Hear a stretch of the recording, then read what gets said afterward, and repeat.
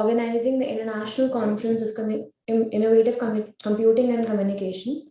We will be starting shortly. अब नहीं कर रहा।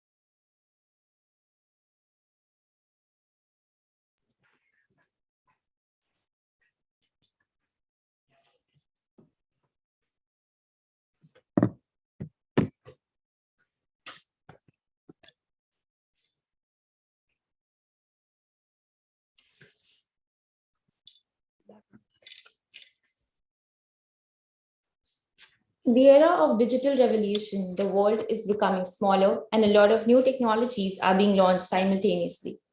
Whereas in the ongoing saga of the digital revolution, Extend and Adapt has produced ripples of excitement in the industry and academia. Therefore, to make a developed world and to match the speed of these above-mentioned changes, joint efforts from academia, research community, and industry are required. We also agree that we live in a period characterized by knowledge-based competition in which the most valuable commodities are innovation and information.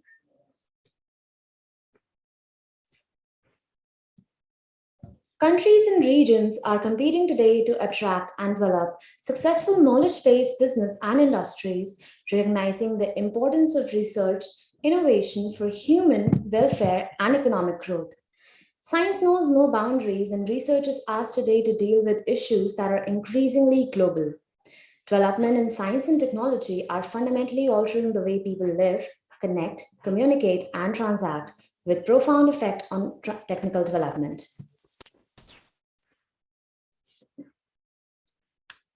And no development is complete without Lord's name. Work, day, or life cannot be started without it.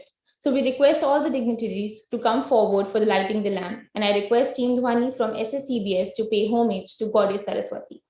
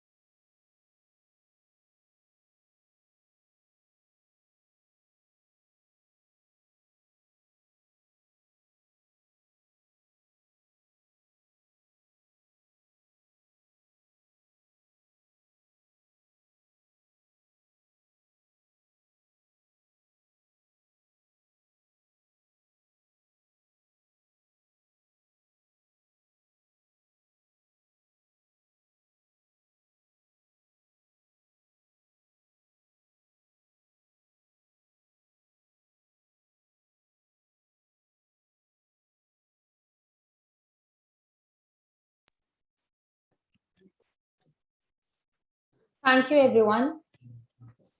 I, Khushi, and I, Kavya, would like to take this opportunity on behalf of ICICC 2022 to welcome all the dignitaries, management, organizers, researchers, academicians, and students to the two-day program of International Conference on Innovative Computing and Communication, organized by Shaheed Sukhdev College of Business Studies, supported by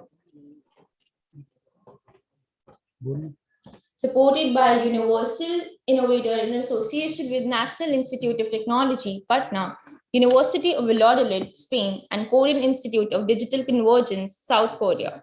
It is sponsored by Springer LNNS Series, Elsevier SSR Series, SRGE, Egypt, SATIT, Tunisia, Ministry of Electronics and Information Technology, Digital India, STRT, and publication partner IEEE, Springer, Elsevier, Wiley, MDPI, and IndusScience. We would like to express our sincere gratitude for your presence in this opening ceremony as the gateway to initiation of our scientific program.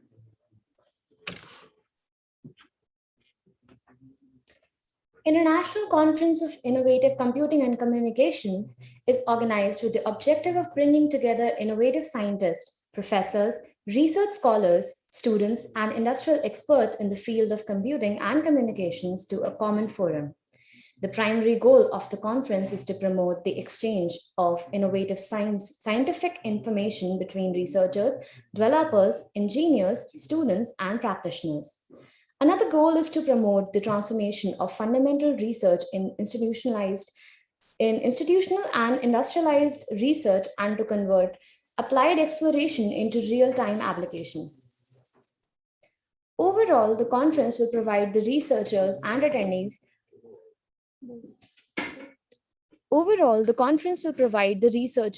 attendees with the prospect of national and international collaboration and networking among universities and institutions from India and abroad for promoting research. Shaheed Sukhdev College of Business Studies is a leading business management institute situated in Delhi, India. It is named after the great Indian revolutionary Sukhdev Thapar. The college is known for offering courses, namely BMS, BFIA, BSc Honours Computer Science, and a postgraduate diploma in cybersecurity and law, trenched in practical application and industrial validity. The National Institute of Technology, Patna, is the 18th National Institute of Technology created by the Ministry of HRD, Government of India, after rechristening the erstwhile Bihar College of Engineering, Patna, on 28 January 2004. National Institute of Technology, Patna aims at setting out very high educational standards and holds a long record of academic excellence. The pedagogical aspects have been formulated to suit not only the needs of contemporary industrial requirements, but also to develop human potential to its fullest extent in a range of professions.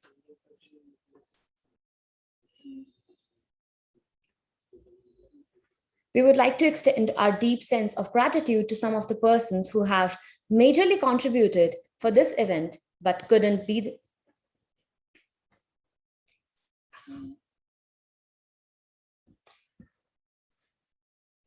turn up because of their busy schedules. Professor Pradeep Kumar Jain, Director, NIT Patna, Professor Janusz Kaspanak, Polish Academy of Science, Poland,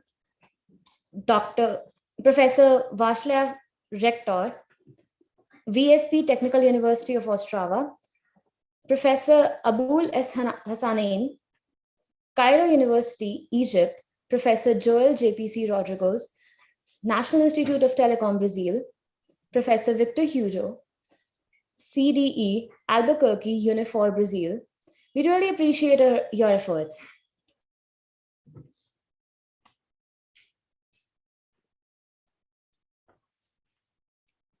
Moving on, we have with us Dr. Sameer Anand sir. Dr. Sameer Anand sir is currently working as an associate professor in the Department of Computer Science at Shaheed Sukhdev College of Business Studies, University of Delhi. He received PhD in software reliability from Department of Operational Research, University of Delhi, MPhil, Mathematical Programming from University of Delhi, and MSc Operational Research from University of Delhi. He is a recipient of Best Teacher Award 2012 instituted by Directorate of Higher Education, Delhi. He has completed an innovation project from University of Delhi as well. He has presented papers and participated in national and international conferences as well. Dr. Anand Sir has published several papers in the reputed journals such as IEEE Transactions on Reliability, International Journal of Production Research, Taylor and Francis, International Journal of Performability Engineering, to name a few. He is a member of Society for Reliability Engineering, Quality and Operations Management. He has held administrative and academic positions of BURSA, Secretary Staff Council, Teacher in Charge, Member Admission Committee, Member Course Designing Committee in University of Delhi. Dr. Sameer Anand Sir has more than 18 years of experience in undergraduate and postgraduate level teaching. We welcome you, sir, to take the stage.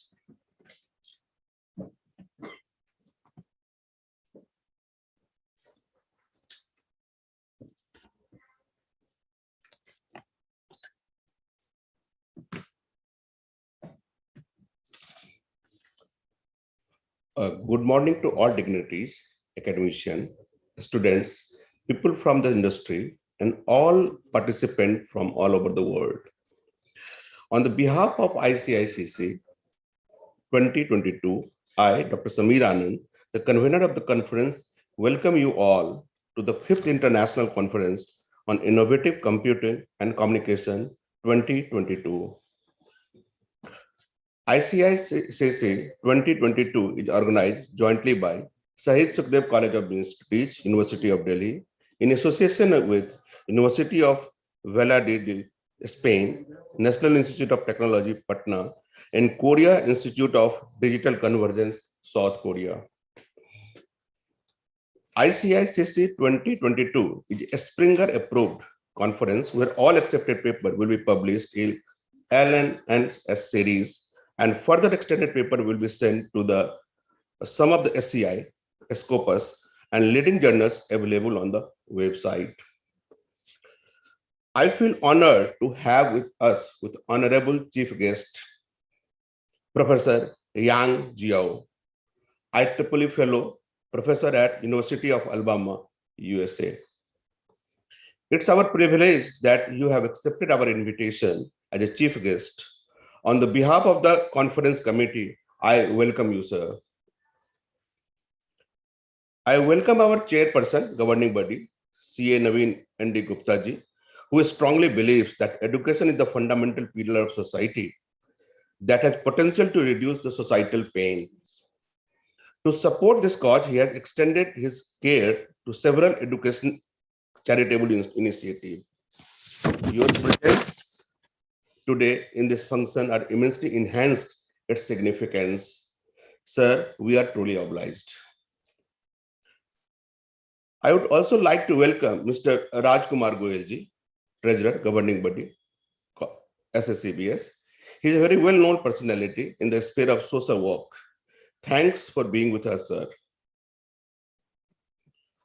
I heartily welcome our principal and patron of the conference, Professor Poonam Verma. An event of this magnitude requires meticulous planning. We have been extremely fortunate to be able to draw upon the willing support of our dynamic principal, ma'am. Her consistent encouragement and support help us to proceed with the whole planning of the event. We welcome you, ma'am. We have with us Professor Pradeep Kumar, Director, NIT Patna. Thank you, sir, for offering your valuable time. I welcome you, sir. I ardently welcome our dignitaries, Professor Sk Verma, Deputy Director, NIT Patna, our General Chair, Professor Siddharth Bhattacharya, Professor, Christ University, Professor Prahat Kumar, NIT Patna. These are the persons of the true repute in their fields. I welcome you, sir. Our honorary chair, Professor Janusz, Polish Academy of Science, Poland, Waclaw, BSc Technical University, Ostrava. Our conference chair, Professor A.E. Hasnain, Cairo University, Egypt. Professor Joel J.P. Roderick, Intel Brazil, Professor R.K. Agrawal, Jawaharlal Nehru University, Delhi. On the behalf of the conference committee, I welcome you all, sir. I welcome our TPC chair, Professor Victor Hugo from Brazil, Professor A.K. Singh from NIT Kurukshetra, Professor Anil K. Ahlawat, KIT Group of Institutions, Ghaziabad, Dr. B.C. Sarma, ITS Engineering College, Greater Noida.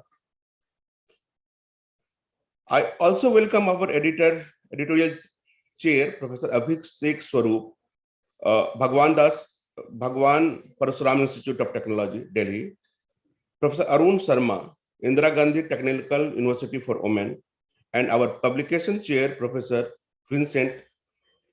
We are pleased to have you all at this conference. I would like to welcome our keynote speaker for ICICC 2022, Professor Michaelis Matthew, Queen's University, Belfast, United Kingdom, Professor Stefano Beretti, Department of Information Engineering, University of Florence, Italy, and Professor Anu Agrawal from University of Delhi. I welcome you all, sir. Thank you.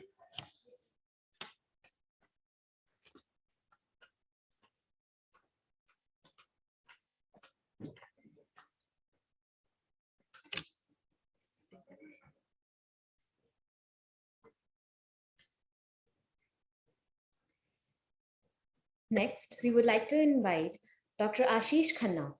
Dr. Ashish Khanna has expertise in teaching, entrepreneurship, and research and development with specialization in computer science engineering subjects. He received his PhD degree from National Institute of Technology, Kurukshetra in March 2017. He has completed his PDF from Internet of Things Lab at Inatel, Brazil. He has around 140 accepted and published research papers and book chapters in reputed SCI, Scopus journals, conferences, and reputed book series, including 75 papers in SCI indexed journals in Springer, Elsevier, IEEE, Transactions, Wiley journals with communicative impact factors of about 200. He has published 3 patents. Additionally, he has authored, edited 30 books for some of the top publishers with Springer, Wiley, Elsevier, and many more. He has also served as a keynote speaker, resource person, and given several invited talks on national and international forums like international conference and workshops. He has worked as guest editor, associate editor in various reputed journals, Springer, Wiley, Bentham Science, and many more. He is also serving as a series editor in top publishing houses like De Gruyter of International Biomedical Data Analysis series, Elsevier's Biomedical series, and CRC Press. He has received the Best Paper Award in Springer International Conference. His research interests include image processing, distributed systems and its variants, machine learning, evolutionary computing, and many more. He is currently working in Department of Computer Science and Engineering in Maharaja Agrasen Institute of Technology under GGSIPU. He is convener and organizer of ICICC and ICDAM Springer conferences. He is also working towards promoting startups and has also played the role of startup consultant. Please join me in welcoming Dr. Khanna to come up and speak a few words.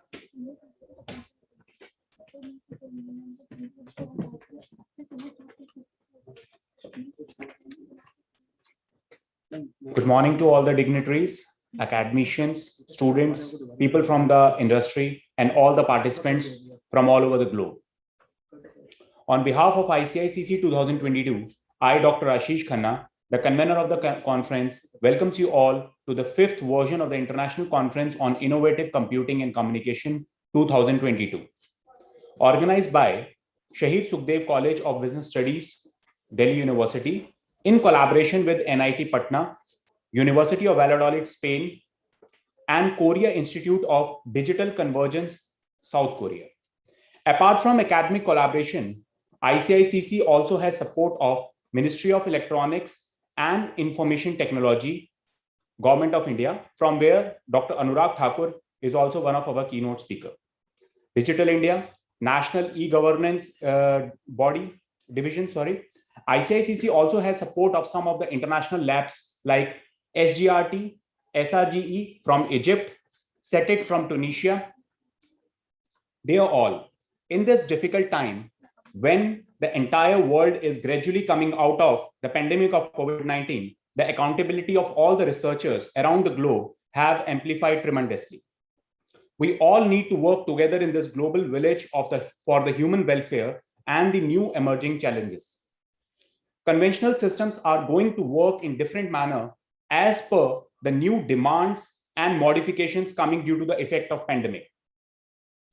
Therefore, in the era of multidisciplinary research, the necessity of the platform like ICICC has increased immensely, where researchers, students, and industry can come together to brainstorm, share, and present new ideas and technologies.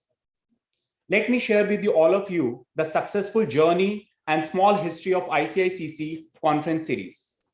The journey of ICICC started in 2018, where the first version of the international conference was organized at GNIN College of Guru Gobind Singh Indraprastha University at Delhi. In 2019, ICICC got the wings, and the second version of the conference was organized at Technical University of Ostrava, Czech Republic, Europe. In 2020, another era of ICICC started, where under the able guidance of Professor Poonam Verma ma'am and in collaboration with SIF, the incubation cell of Shaheed Sukhdev College of the Business Studies, the team organized the first ever international conference along with the Where Startup Meet Investor program. Similarly, in 2021, ICICC was again organized at Shaheed Sukhdev College of Business Studies successfully in collaboration with national and international universities. In the current and the fifth version of the ICICC, the registered papers will be published in LNNS series of the Springer. LNS series is Scopus and Web of Science Index and is one of the most reputed series of Springer. ICICC conference series has high H index of 15, I-10 index of 30, with total Google Scholar citations of 1537. ICICC conference series is considered to be among one of the most successful and happening conference in the entire globe. Apart from publishing papers in Springer LNNS series, the further selected and extended papers of the registered papers will be sent to the following SCI and Scopus journals: Computer Networks, the International Journal of Computer and Telecommunication Networking, indexed in SCI with the impact factor of 4.47. Computer and Electrical Engineering, an elsewhere journal with an impact factor of 3.8. Expert System, a journal of Wiley with an impact factor of 2.58. Intelligent Decision Technologies, indexed in Scopus and ESCI. International Journal of Modeling, Identification and Control, and InterScience Journal with an indexing in Scopus and EI. International Journal of Networking and Virtual Organization of InterScience, indexed in Scopus and EI. Interdisciplinary Transaction on Cloud Computing, IoT and Big Data. With this small history and information about ICICC, I welcome you all again. Thank you very much.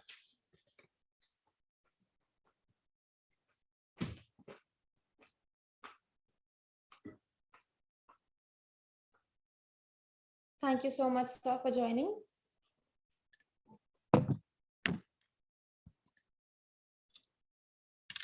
Next, we have with us Dr. Prabhat Kumar sir from NIT Patna.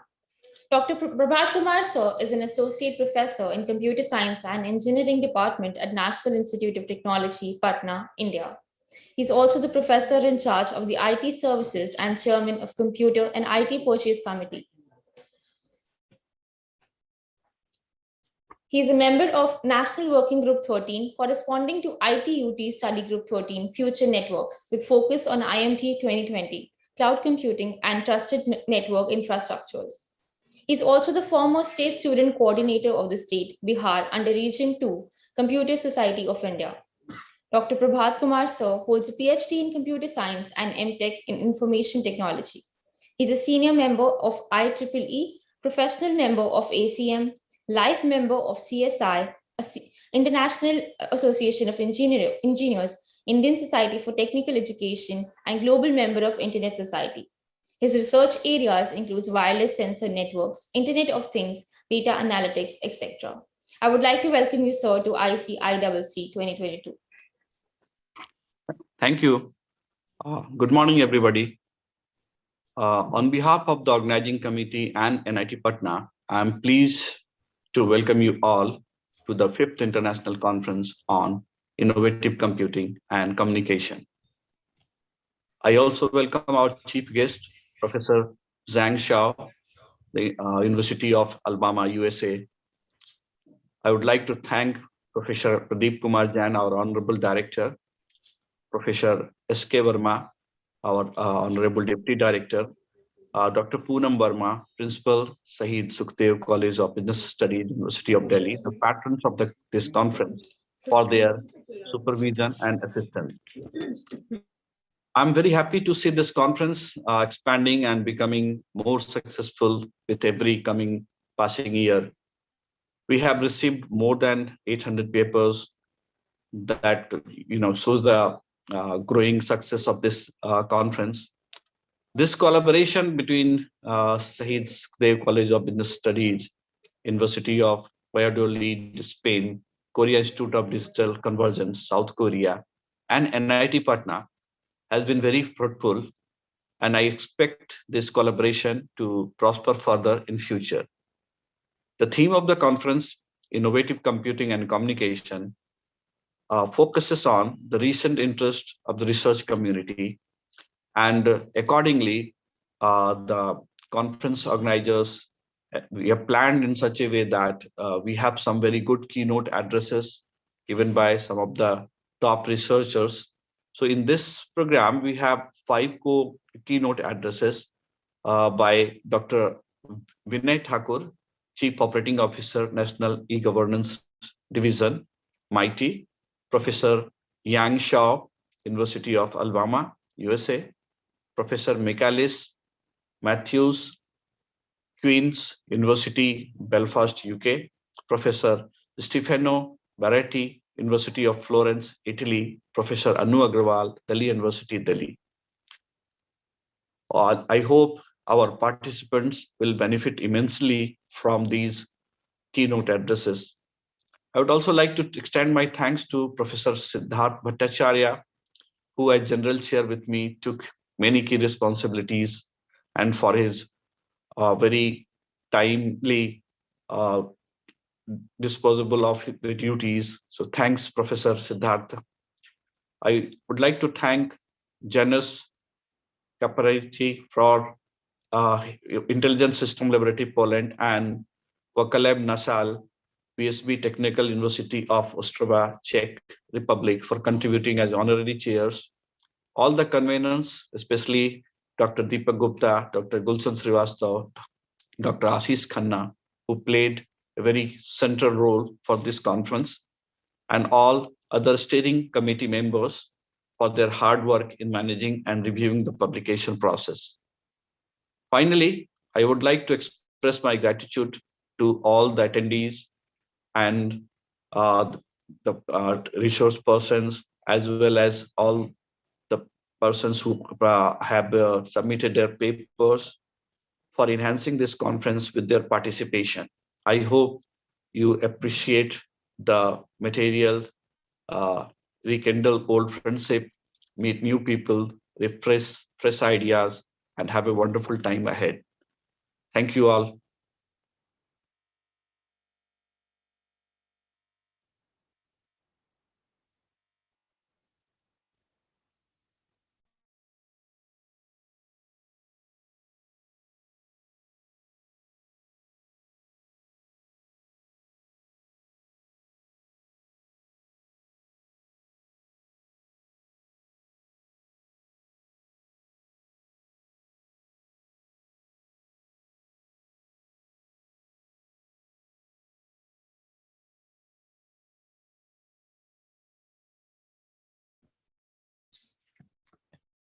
Thank you so much, sir, for joining in.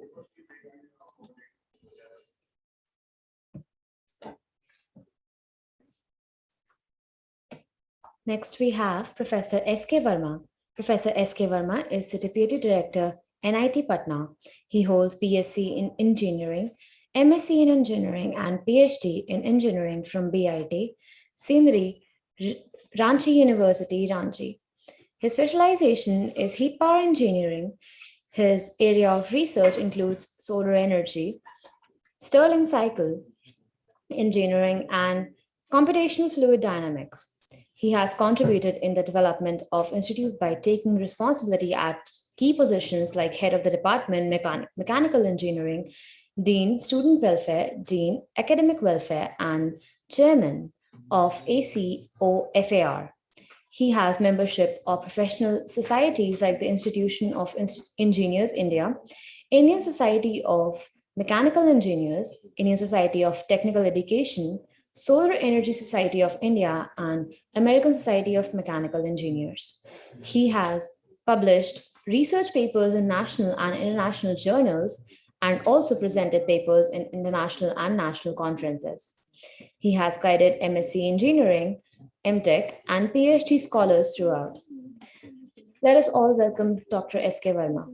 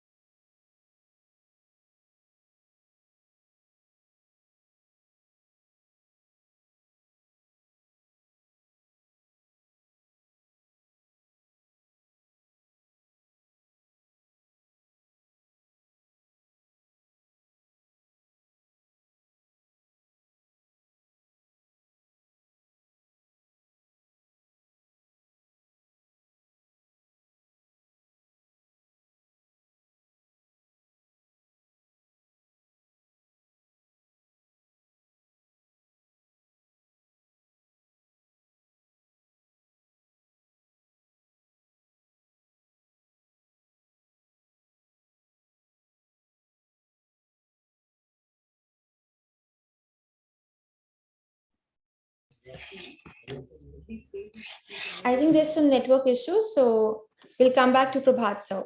Moving on, we have with us Dr. Poonam Verma, ma'am. I correct myself. Sk Verma, sir, is having some internet issues. We'll be coming back to him very soon. Next up, we have with us Dr. Poonam Verma, ma'am, Principal SSCBS. Dr. Poonam Verma, ma'am, is currently the principal of Shaheed Sukhdev College of Business Studies, University of Delhi. She joined the University of Delhi in 1985 as assistant professor and has since taught many undergraduate and postgraduate students in some of the most prestigious institutions of University of Delhi. She has researched how personal policies impact the performance of public sector enterprises, guiding more than 100 projects, some of which have received international acclaim and appreciation.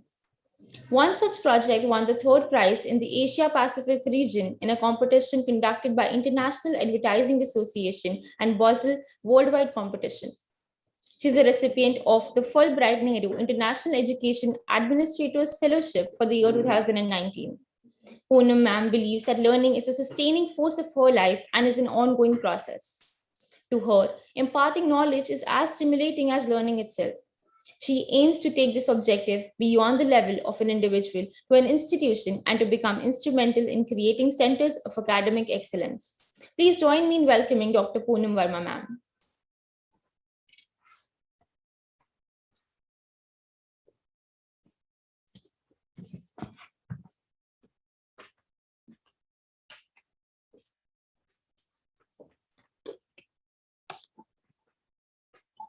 Good morning and greetings from Shaheed Sukhdev College of Business Studies.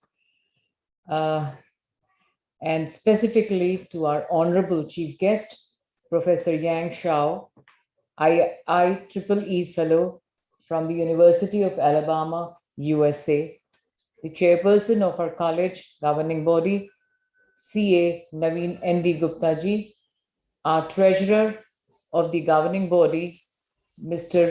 Rajkumar Goyal ji, Professor Pradeep Kumar Jain, Director, National Institute of Technology,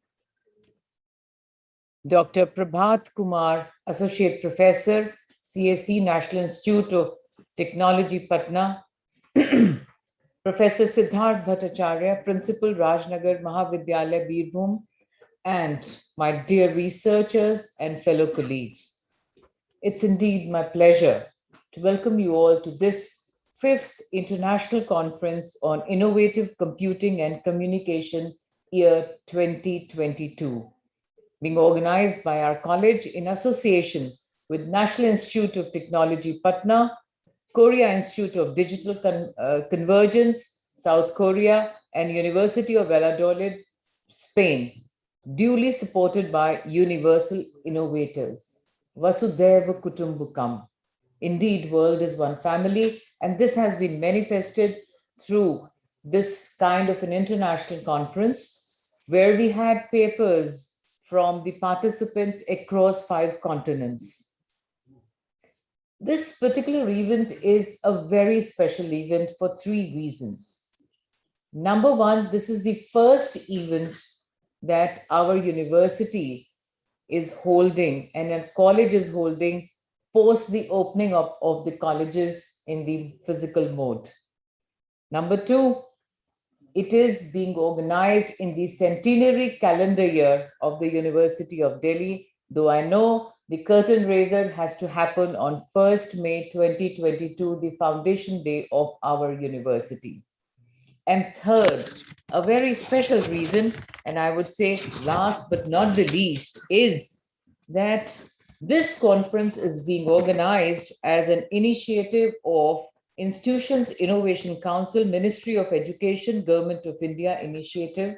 And under this, we are organizing, and in fact, we are celebrating a delayed version of the National Innovation Day, which is actually celebrated on 15th October, but due to pandemic, we could not celebrate. So through this conference theme aligned with innovation, we take this opportunity to add our contribution to the IAS initiative. And yes, the last 2 years that have gone by, I think the maximum changes this academic world has actually experienced and faced. And in fact, our savior has been the technological innovations in the fields of computing and communications that actually served as the savior. Today, if we are able to connect through 5 continents across India, Indian states, it's all because of the innovations that have happened in this field. So, understanding the gravity of this concern, the conference aims to provide a platform for academicians, researchers, scientists, professionals, and the students to share their knowledge and expertise in the field of intelligent computing, communications, and convergence, as well as to address a variety of issues in order to raise awareness of technological innovations and to identify challenges and opportunities for the development of smart cities, and I would say now smart classrooms, indeed, using multidisciplinary approaches. This conference provides a unified forum for advanced multidisciplinary research on smart computing and informatics design. On a large scale, the theme focuses on numerous innovative paradigms in system knowledge, intelligence, and sustainability that can be used to deliver practical solutions to a wide range of challenges faced in our society, environment, and industry. And in fact, I would also add in the academia world. For its research track, I would like to mention that ICICC 2022 invited original, high quality research papers addressing a diverse range of topics from data engineering, intelligent computing, computer communication to networking to Internet of Things. In this, we received nearly 850 submissions, out of which 199 were accepted with acceptance rate of 23.4%. It is indeed a coveted forum. All the accepted papers will be published, as mentioned earlier, in Scopus and indexed book series on lecture notes on network and systems by Springer. This conference adds a feather in the cap of SSCVS with its international outreach activities. So I would like to take this opportunity to talk about a little about our college, which has always been on a path-breaking journey since its inception in 1987. This institution, Shaheed Sukhdev College of Business Studies, has been a premier institution of the University of Delhi, imparting education in the fields of management and information technology. We pioneered the undergraduate management education. We introduced two programs, one on management studies and the other on financial and investment analysis. In the education field of IT, we have BSc Computer Science, which has also gone through many avatars, and I would say the reincarnations, and one of which was a BTech in Computer Science also.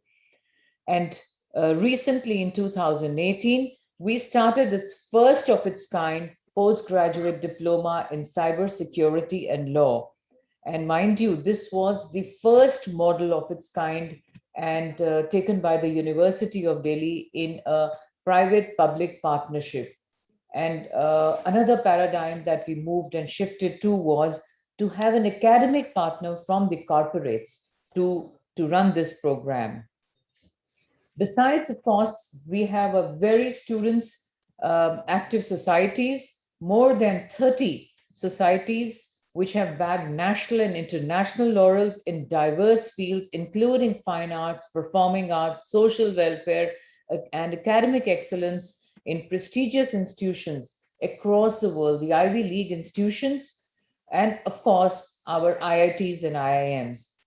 There are numerous societies working for the betterment of society as they work on the development of slums, imparting education to women and children, e-waste management.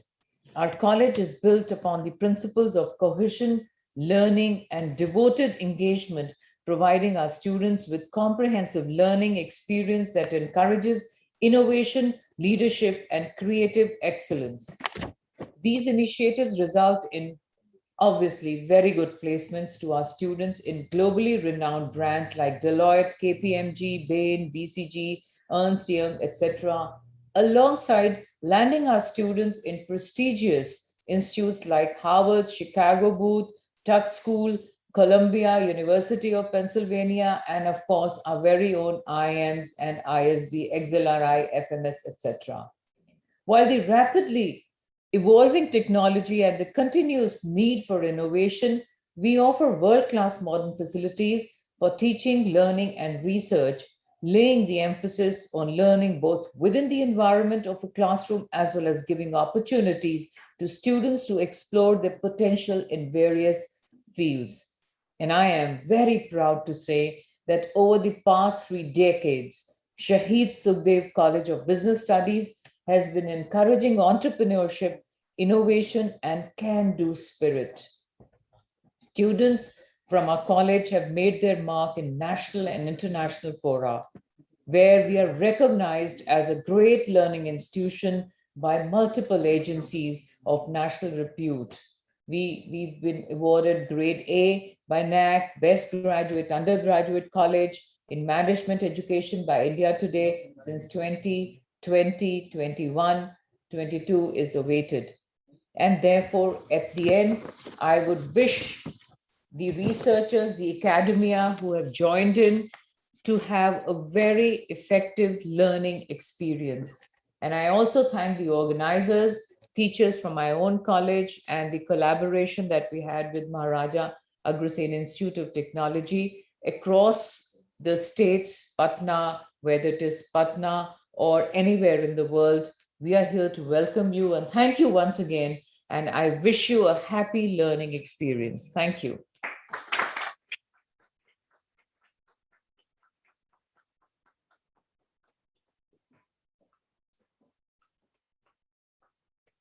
Thank you so much, ma'am. It's an honor to have you here. Also, Sk Verma sir has joined in, so I would like to welcome sir to take up the stage.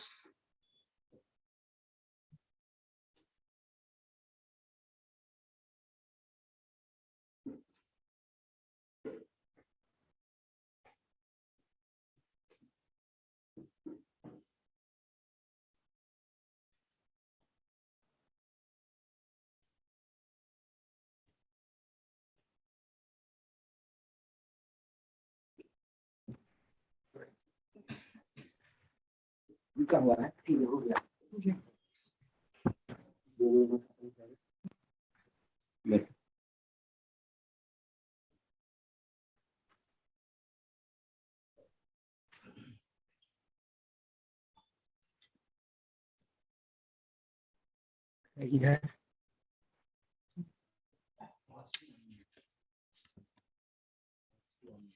उनका आवाज क्यों नहीं आ रहा है? Sir, you're on mute.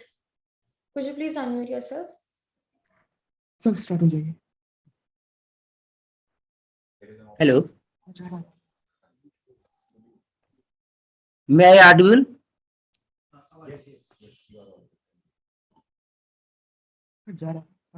Audible now, sir. Okay, thank you. Good morning and greetings from National Institute of Technology, Patna, India. On behalf of Honorable Director in IT Patna and on my own behalf, I welcome you all to the 5th International Conference on Innovative Computing and Communication, ICICC 2022. I am pleased to convey the best wishes for the conference expressed by the Honorable Director in IT Patna, Professor P.K. Jain. I take this opportunity to welcome the chief guest of this program, Professor Yang Xiao, the University of Alabama, USA. Professor P.K. Jain, Director in IT Patna. Professor Dr. Poonam Verma, Principal, Shahid Sukhdev College of Business Studies, University of Delhi. General Chair of this conference, Dr. Prabhat Kumar in IT Patna.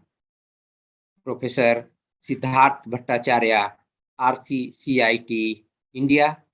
All members of a steering committee, governing committee, participants, ladies and gentlemen. Very good morning to all of you.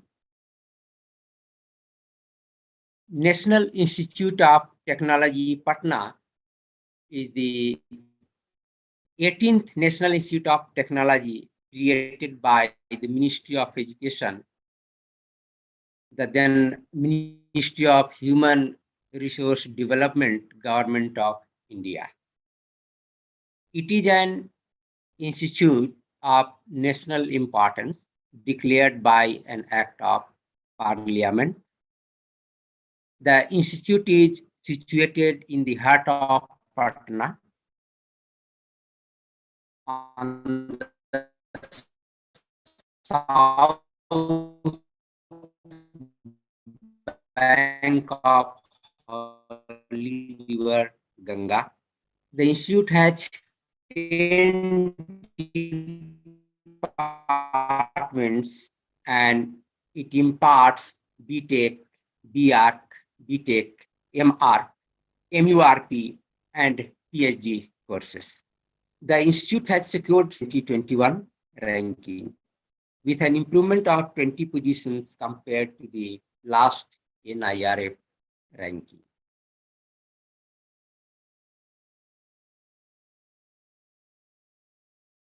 The faculty of Computer Science and Engineering Department of NIT Patna are currently working in the areas of IoT, WSN, data science, artificial intelligence, machine learning, information, cybersecurity, etc. I am happy to note that this is our third year of association with Shahid Sukhdev College of Business Studies, University of Delhi, University of Valladolid, Spain, and the first year with Korea Institute of Digital Convergence, South Korea. I am very much hopeful that the success of this association will continue and the bond will become more and more with these institutions.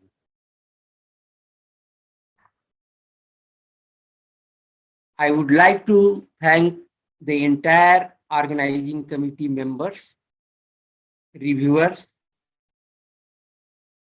and sponsors for their continuous support to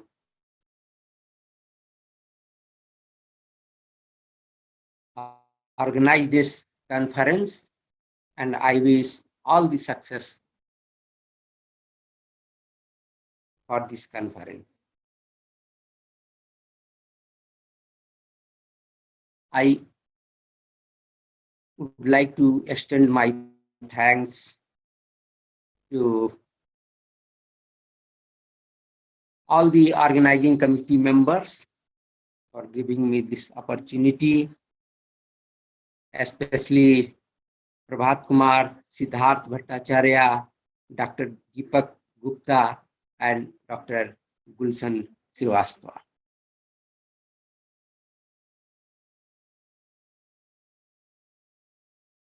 With these words, I once again express my sincere thanks to the organizing committee members, and I wish all the best for this conference. Thank you. Jai Hind.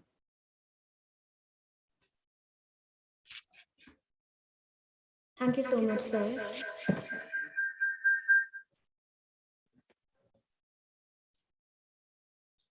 We would like to announce that our chairperson, Naveen N.D. Gupta, sir, chairperson governing body SSCBS, Delhi University, is here with us.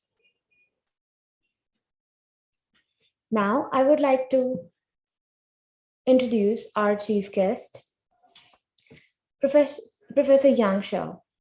Our gathering takes on a special meaning and moves on to a next level due to the presence of Dr. Yang Shah, chief guest of today's big event. He is currently the professor of Department of Computer Science at University of Alabama, Tuscaloosa, USA. His current research includes cyber physical system, Internet of Things, security, wireless networks, smart grid, and telemedicine.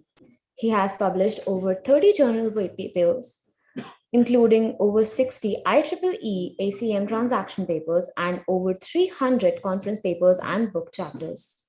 Dr. Shah was a voting member of IEEE 802.11 working group from 2001 to 2004, involving IEEE 802.11 standardization working. He is a fellow of IEEE IET and AAIA. He is currently serving as editor-in-chief of Cyber Physical System Journal, International Journal of Sensor Networks, and International Journal of Security and Networks. He has been an editorial board on associate editor for 20 international journals. He served as chief editor over 30 times for different international journals. Without any further ado, let us please welcome Dr. Yang Shah. It's an honor to have you here with us, sir. Thank you for the introduction. Before I give you the keynote speech, I just say a couple minutes information. So technology today is evolving in the rapid pace and enable fast change and progress. So this conference, ICICC 2022 will focus to collect a research article helping connect the world in the transform environment. So this conference is the platform for the scientists, professor, and the research scholar, student, and the industry expert in the computing and the communication join together to discuss and share their technology and their new research result. And also this conference will a good platform to bridge the gap between the industry specialists and academia. So some of the emerging technology for this conference include release here, artificial intelligence, machine learning, deep learning, something, robotic processing automation, edge computing, quantum computing, virtual reality, and blockchain, Internet of Things, 5G, and cybersecurity. So I just try to give a couple of minutes introduce this conference.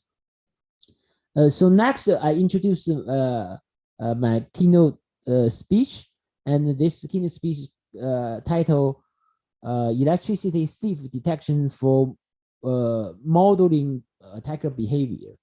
So this is my outline. Because I only have 30 minutes, so I go really quick. Introduction, then we introduce 3 methods of my student. In fact, this is kind of my student research work, supervised by me. So most of the work are done by student. So let's go to introduction. So old days, we talk about this power system. Old days, the power system, we have this power generation here, and then we have the transmission and distribution and go to customer. The customer can be go to a home, we call home area network, and building area network, or industry area, called the industry area network. So this power will be, old days, the power system will go to this one way of power system. Later, all the world in the past 10 years working on the smart grid. So the smart grid have a lot of feature. For example, some feature like the power itself can be 2 directions instead of 1 direction. And also not only have this power grid, they also have the IT system built in the power grid. They install a lot of sensor in all over the places.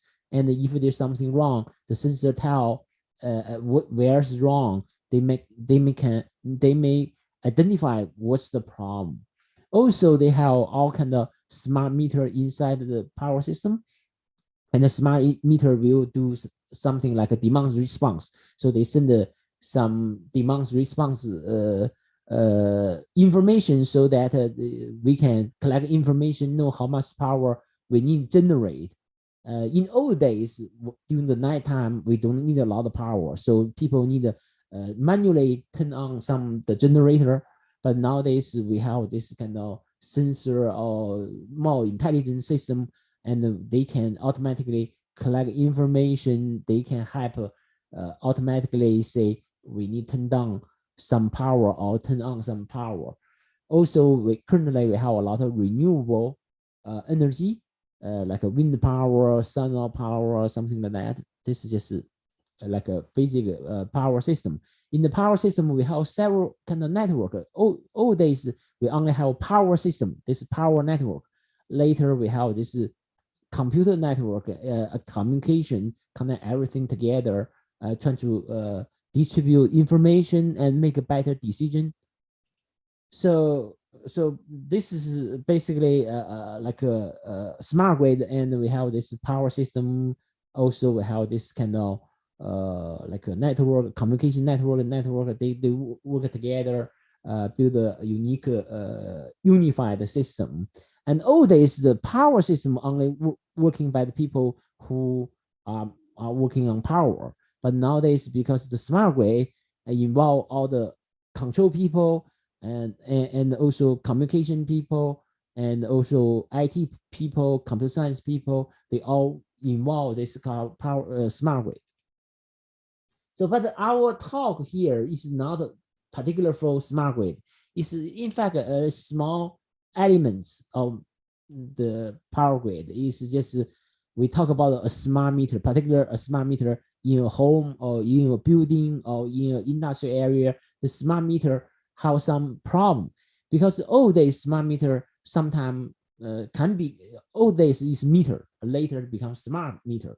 And what is exactly smart? Smart can be a little bit remote control. They can be more communication capability, computing capability. A lot of things that is smart. For example, we have a smart TV, smartphone, smart city, smart this, smart that. The smart is good for the society and the whole system. But the smart also introduce a problem because smart because they can remote control, they can communicate, and sometimes attacker can attack. So the smart meter can also be attacked. So particular one issue is this power system. They have a lot of technical laws and non-technical laws. Technical laws basically is when you transmit power, generate power, some power will be lost. That technical loss is difficult to prevent. That's why sometimes we do the power transmission. We use a high voltage power to reduce the technical loss. But another kind of loss is non-technical loss. Basically, is a fraud. They try to steal electricity. So based on this information, we can see, for example, in US, every year they have $6 billion because this economic loss for this steal energy. And other country, a lot of other country also have similar stuff. Some country have more energy get stolen, some country does not. For example, in European, and because the some energy will lost because people steal energy, and then what do? They basically increase everyone's price for the energy, so everyone pay for the loss. In the traditional system, people steal the energy. For example, they can put the sand into the meter and make the meter run slowly, and they can go to passing line for the power system to steal energy. But since we have smart grid have a lot of good things. Of course, this is more advanced develop thing, but still, after you become smarter, more easily attacker can attack. There are a lot of report this meter can be compromised, and when the meter become smarter, and the attacker can compromise that remotely. They don't need to say manually go to the meter. Okay. So a lot of people may say, "Oh, this is what kind of year now?" And whether people really steal energy. For example, I give you some example in U.S. For example, this news come from I think California, and this is 2020 August. You see some people in California, they try to steal energy, power to grow the weeds, right? Marijuana. So the one reason they try to steal energy is first, the energy bill is pretty big. For example, this farm, the energy bill is like a $400K. That's a lot of money for growing this weeds. Second thing is if their energy is a lot, if they use a lot of energy, then the power utility company will be suspicious. Why this family or this farm use so many energy? They will say, "Oh, there's maybe problem. Maybe they have illegal activity like a grown weeds, something like that."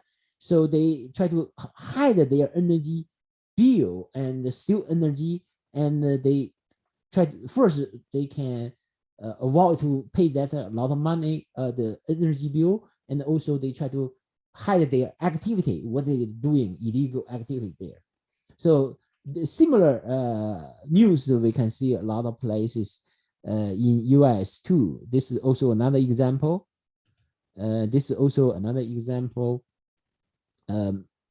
Involve energy power like $200,000. Just also illegal plants for something. So And give a little bit literature review for the old days. There are several approaches to working on this problem. For example, in old days, they had how physical matter. For example, old days, the meter can build a really strong, if you open it, they send alarm, this kind of thing. Also, they have manually inspection, see this meter is good or not. But this physical method can be expensive and not efficient. And also, there are other methods like in security field, they have intrusion detection system. Intrusion detection system basically say based on the data, we think maybe there's intrusion. But the intrusion detection system, how it's not designed particular for the energy safe, because they mostly they kind of suspicious based on data, based on history data, we judge your behavior. Oh, this behavior a little abnormal. They think, oh, maybe you are still energy, but they are not sure you really still energy or not. They just get suspicious. They send an alarm. So they a lot of time they have a false alarm because, for example, in your family or this factory have more activity nowadays. They have the power a little bit more, and you feel oh, they maybe have some problem, and the intrusion detection system maybe send an alarm, could be false alarm, and then they are not sure this is really energy stealing or not. Other method like a statistical method or data mining method, even for AI method like a machine learning or deep learning, their methods all based on the history value, right? History value, if you judge the value based on history value, they always have one thing is they just could get a false alarm. Also, they could just based on his values see whether this guy behave good or not. They have high false positive rate, so, because they are not good exactly for this problem. So for this comprehension, we just recently published a paper in Proceeding of HIV. They call detection method for smart meter in electric thief. A survey is just published this month, and it's a real long survey, like 47 pages. If someone wanna get a better view or literature view of the method, you can look at this paper, and it's really long survey, like 47 pages. So now let's talk a little about the real problem. Why this is a problem? Why this is a research problem? Why this is a problem for the system? The problem is because the problem is this smart meter is only place to record how much energy in use in, for example, this building or this family, how much energy you use is this smart meter. And the utility company use this meter as a unique device to judge how much money I need to pay to send the bill to you, and you pay the money. So this is the only device to record how much energy for this family, for this building, for this farm. But this device, if you get compromised by an attacker, then this device tell, for example, you use 1,000 watts this week, and then you compromise this meter and the report say, I only use 10 watts. Then the utility company see some problem, but they don't know this meter line. So that's the issue. The real problem is this meter is the only place record how much energy used in this building or this family or this farm. And this meter can be compromised by an attacker. And then if this meter lying, how we know this lying? How do we know he is still energy? So this is a research problem. So next we introduce a three approach. Basically, it's previous my PhD student working on this problem. So the first approach we call NFD is called I forgot the name though. Well, let's introduce non-technical loss of fraud detection on smart grid. So I will, because we don't have enough time. I could not go detail, but I just try to explain our matter in idea. Okay. Now we draw this kind of diagram, and X is defined as how much energy was billed. Basically, utility company send a bill to say how much money you need to pay. Basically, it's like how much energy this meter report. Normally, the meter say I use 1,000 watts. Then the utility company will send the bill. Okay, so this is report value. Okay, this meter report value. Y value is what value? Y value is the actual energy use. Actual energy use. Suppose the good meter need to report exactly same energy use to the utility company. So X should equal Y. So basically, how much your energy this family use, and that value should equal how much this meter report to utility company. So X should equal Y. But in reality, X not exactly equal Y because there are some technical loss, some power loss during transmission or during distribution, and they are close, not exactly same. But how about someone still energy? So if, for example, Y larger than X, Y larger than X means the actually energy they use much larger than the meter report the energy use. Then that is Y equal to X. So this red area is the place Y equal X means they report less energy to the utility company.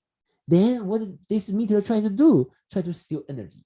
This meter get compromised and report less value, and they try to steal energy. So this area exactly steal energy. How about other area? Other area maybe just abnormal because they report more energy. And if X equal Y, that's normal. But sometimes they, because they are lost, and they may be not exactly equal Y, they can be close equal Y, but we think that's all good. So basically, we can see in this diagram, if we can identify a particular meter, they are full in this red area, we know this meter is a bad meter. This meter is still energy. So that's the idea. So assume this is still XY. X is, we say, report the energy. Y is actual used energy. Assume we can get some data. Assume we get data.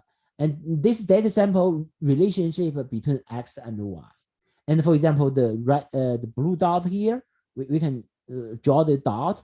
Then after we draw the dot, we can use some function approximate this sample, the relationship between X, Y. For example, in here, if we have this curve approximate XY relationship, and this curve must be above in X equal Y, this is straight line X equal Y, we think that this meter is a bad meter. This meter is still energy.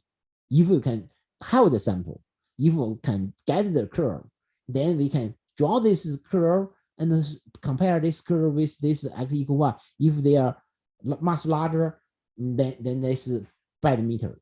Otherwise, they are close to X equal Y, that's good one. Okay. But the research difficulty is what?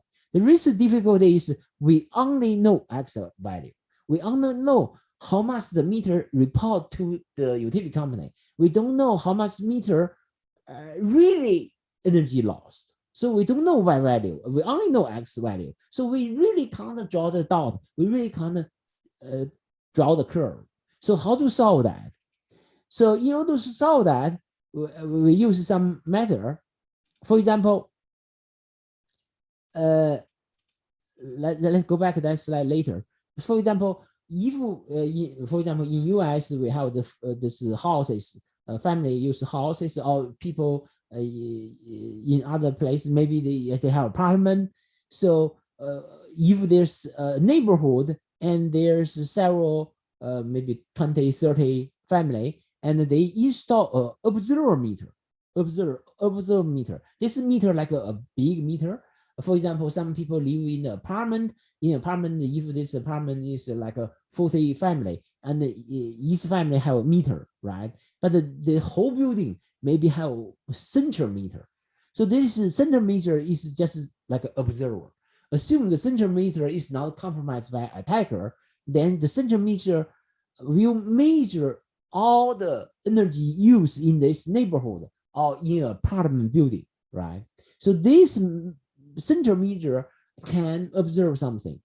So now we try to model the behavior of this each meter.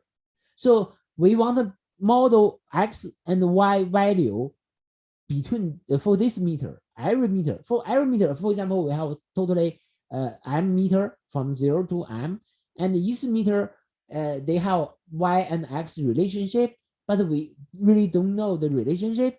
Then we use a polynomial function to model that. So polynomial function we write this way. The coefficient is AKI and X K factor, and we use this polynomial function to approximate that Y and X relationship.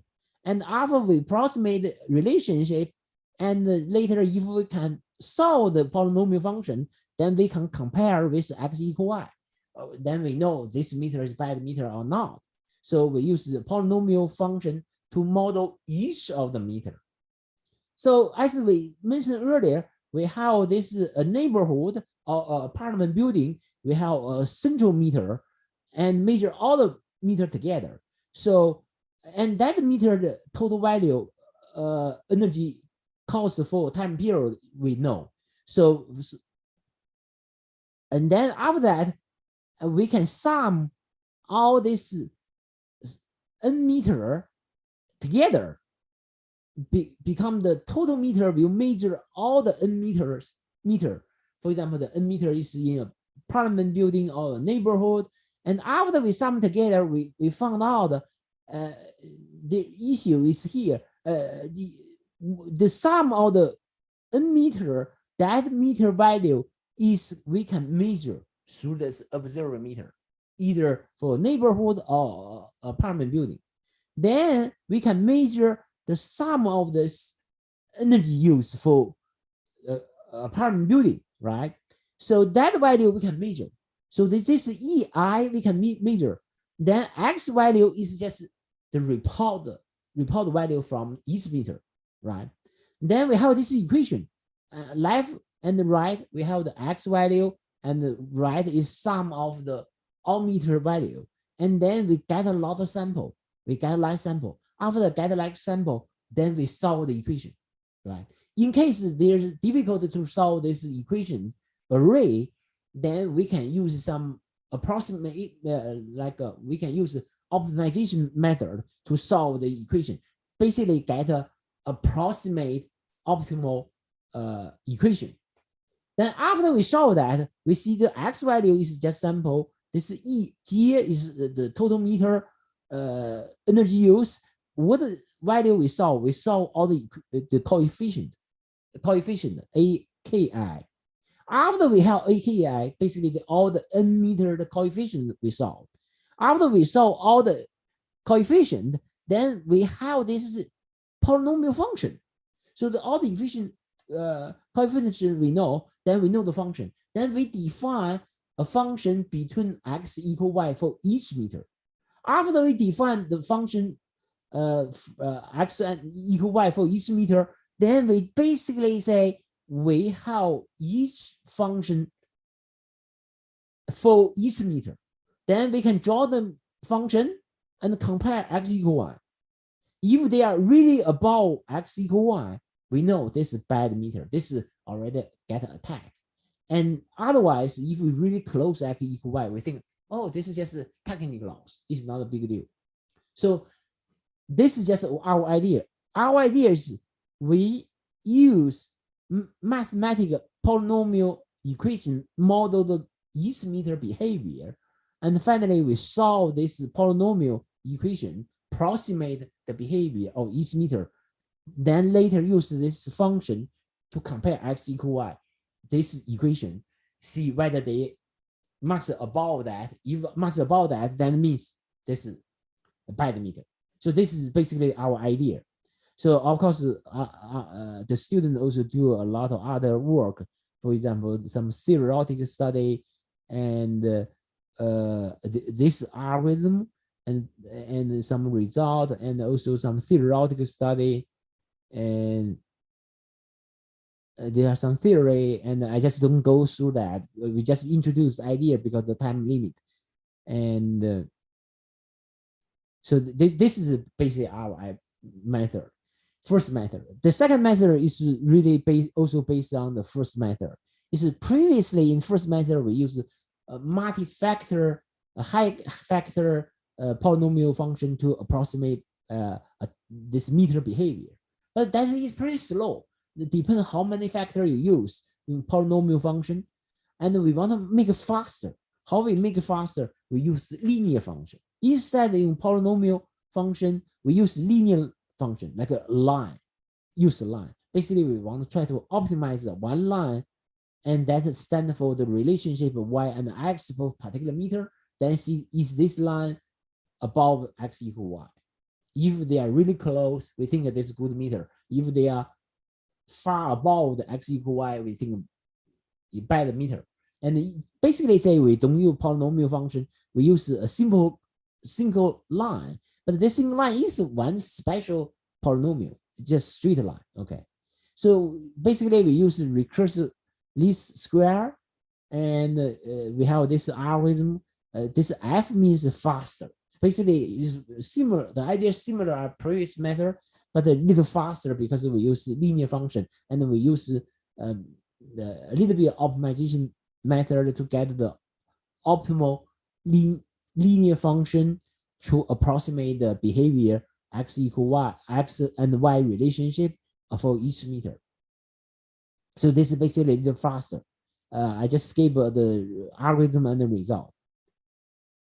The last problem we try to solve is basically we consider more complex attack. Previous attack is attacker attack this meter. Maybe there are multiple attacker attack the same meter, and maybe they are attacker in different time period. Maybe they may be all total, not overlap, could be overlap, could be something scenario. Partial overlap or combined overlap. There are different kind of attacker the meter in different scenario. And we try to study this collaborative attack. So attacker, maybe several attacker try to attack the same meter, something like that. So we also use the previous method. The first method we introduced. Only difference is we think there may be multiple attacker. So we divide the time into different time period and try to see the attacker behavior. Also, we use the linear function build the attacker behavior and do a lot of analysis. See, is this attacker in this behavior and that behavior? Maybe even though this may be just one attacker change their behavior, but we don't know is it one attacker or not two attacker. But we think the behavior change because this linear equation will be different, and we think, oh, maybe they are two attacker. Even though this method is not a perfect for identify whether we have one attacker or two attacker, but we can identify the attacker behavior changed, and we may guess they may be two attacker. It's like a initial work for this collaborative attack detection issue. So due to the time limit, I just don't go to detail the algorithm and the result, and just mostly introduce the idea and our solution. So in this main conclusion is we introduce problem, the thief detection. This is not a new problem. It's been many years, and we introduce three methods. The first method is just we model a attacker, or we think attacker is just the meter. And the meter behavior use a polynomial function, and based on the function, and we decide, oh, this is bad meter or good meter.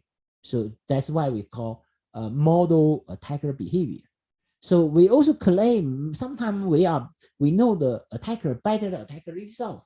For example, one attacker try to steal energy, and their behavior change, and then maybe he does not know his own behavior that clearly because he maybe forgot how he steal energy. And we know better because we use a polynomial function approximate attacker behavior, and we know exactly the function they use to steal energy. And then we say, maybe we know attacker better than attacker know himself. So later two method is basically make a faster. Second method, third method is consider more collaborative attack among attacker. So in fact, we have other method. If you look at the survey we mentioned earlier, and we in fact have other method. For example, we use group texting, something like that, or other method to solve the problem. Also, there are other researchers also some similar problem. And if you're interested, you can read out the survey paper published actually proceeding, and that lists a lot of matter, including this three matter. So that's the conclude of my talk. And because we only have 30 minutes, I don't know, maybe I speak too much. That's for my talk. Any questions?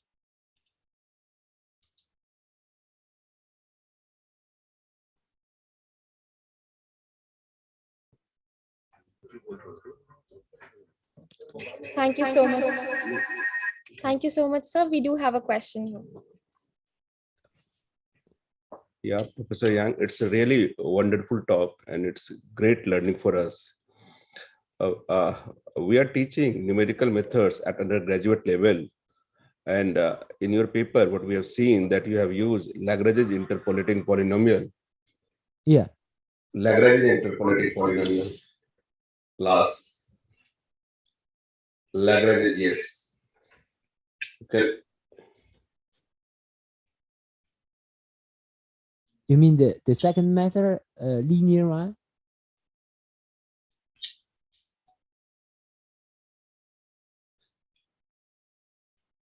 What's the question again? I got confused.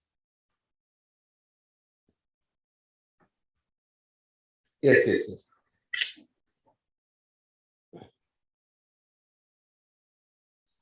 Yes.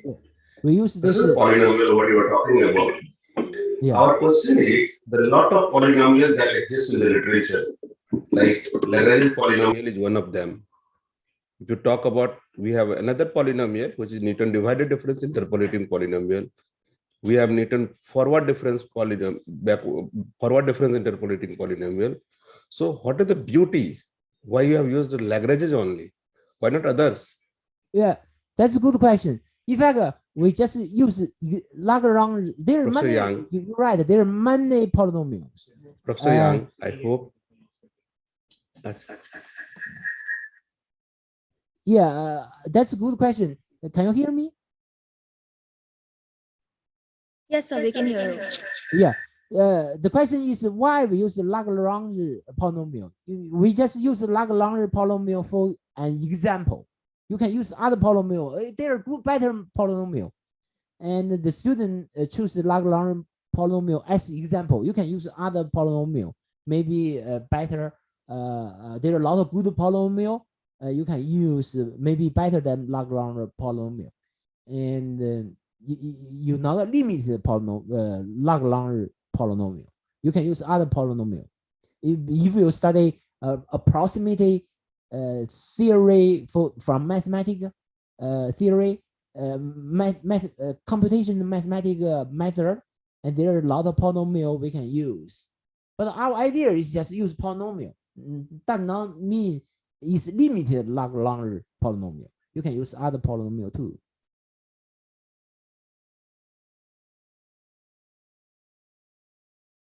The reason we list the Lagrange polynomial is in our example, we use this as example.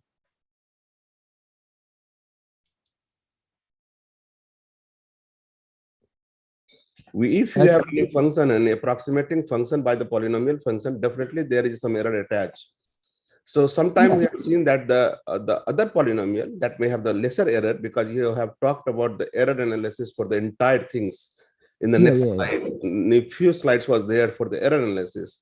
So like Taylor series approximation, the Taylor series approximation may have the more error. So you have just taken at a random experiment and as a polynomial, as you said, as a Lagrange polynomial, but we are more interested where is the error and how to minimize the error. That is our aim. Yeah, you're right. Yeah, polynomial approximation do, no matter which polynomial you use, they do have error. So if we, I forgot exactly the places, we do have some error estimation. You talked about the error analysis. You talked about, I've seen that slide in which you talked about the error analysis. Yeah. Yes, this one. This is the this is the error in the Lagrange polynomial. Yeah.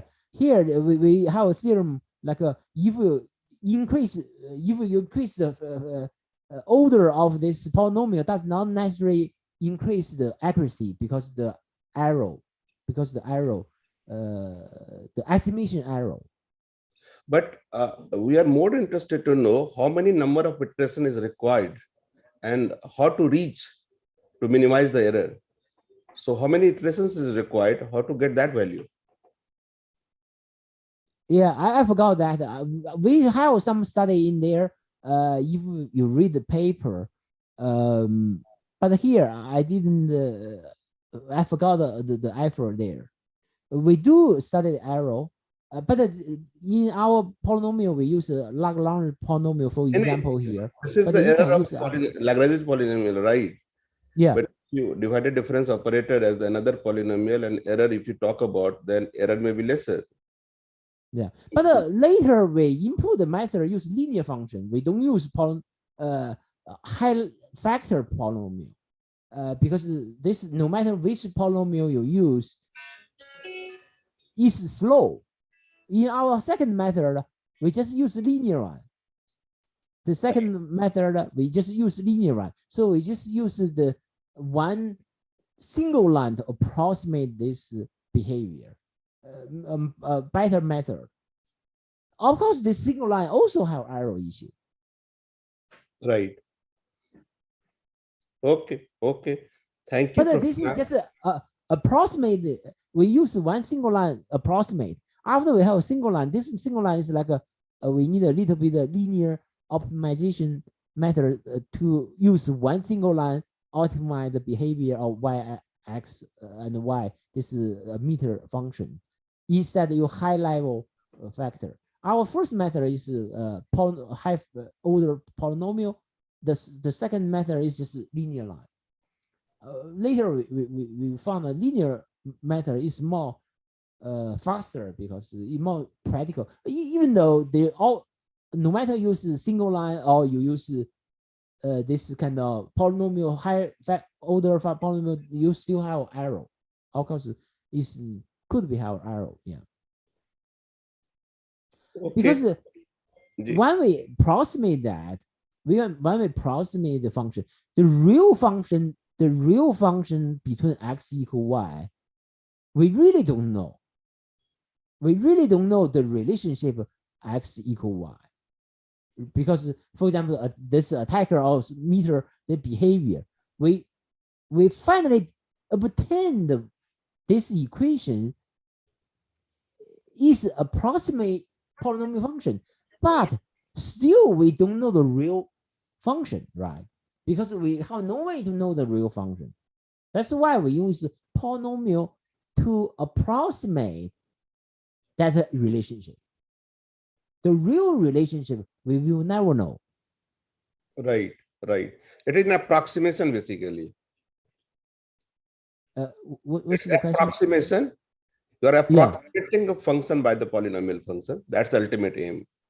Yeah, this is like an approximate approach to know attacker, know this meter behavior. The real behavior we will never know. Yeah. But we know they approximate this behavior. So basically, it's like the real relationship between x, y. We not really know. But after the approximation, we can see, oh, this curve a little more small above x equal y. then we think this is attacker. Even it's very close XY, we think maybe it's okay. So we only use approximation function to approximate the attacker behavior, even though the approximation function, like you said, maybe have a little error, but just approximate general behavior, not necessarily really absolutely accurate. We have no way to know accurate because we only have 1 meter. This meter line, because everyone depend this meter line, we don't know this meter really line. We just approximate this meter behavior. Later think you are lie because our approximate function show this curve must above x equal y. Okay. Thank you, Professor Yang. Thank you. Welcome. Any other questions?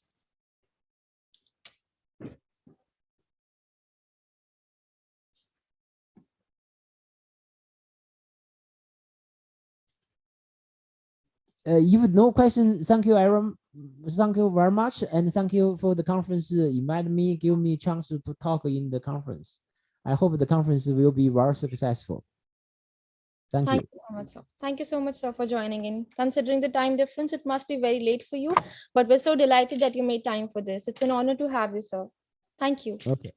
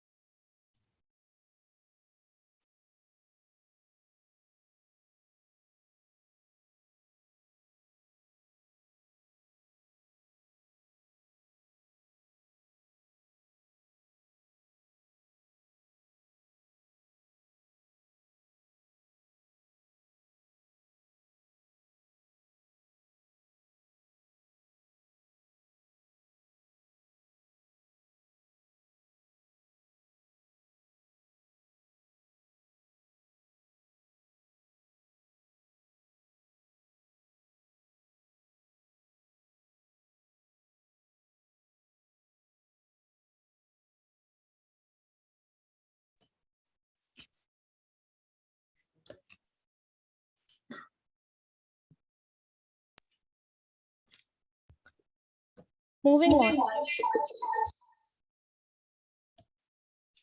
Mr. Rajkumar Goyal, sir, with us.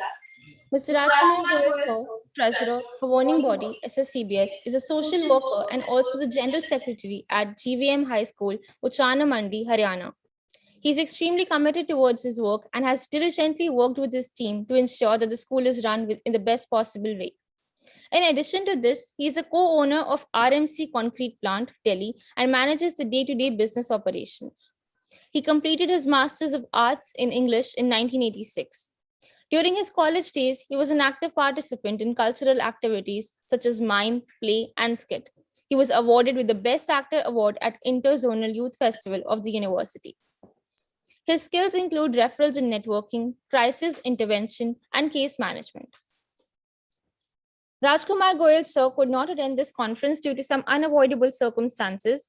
However, he has conveyed his best wishes for this conference.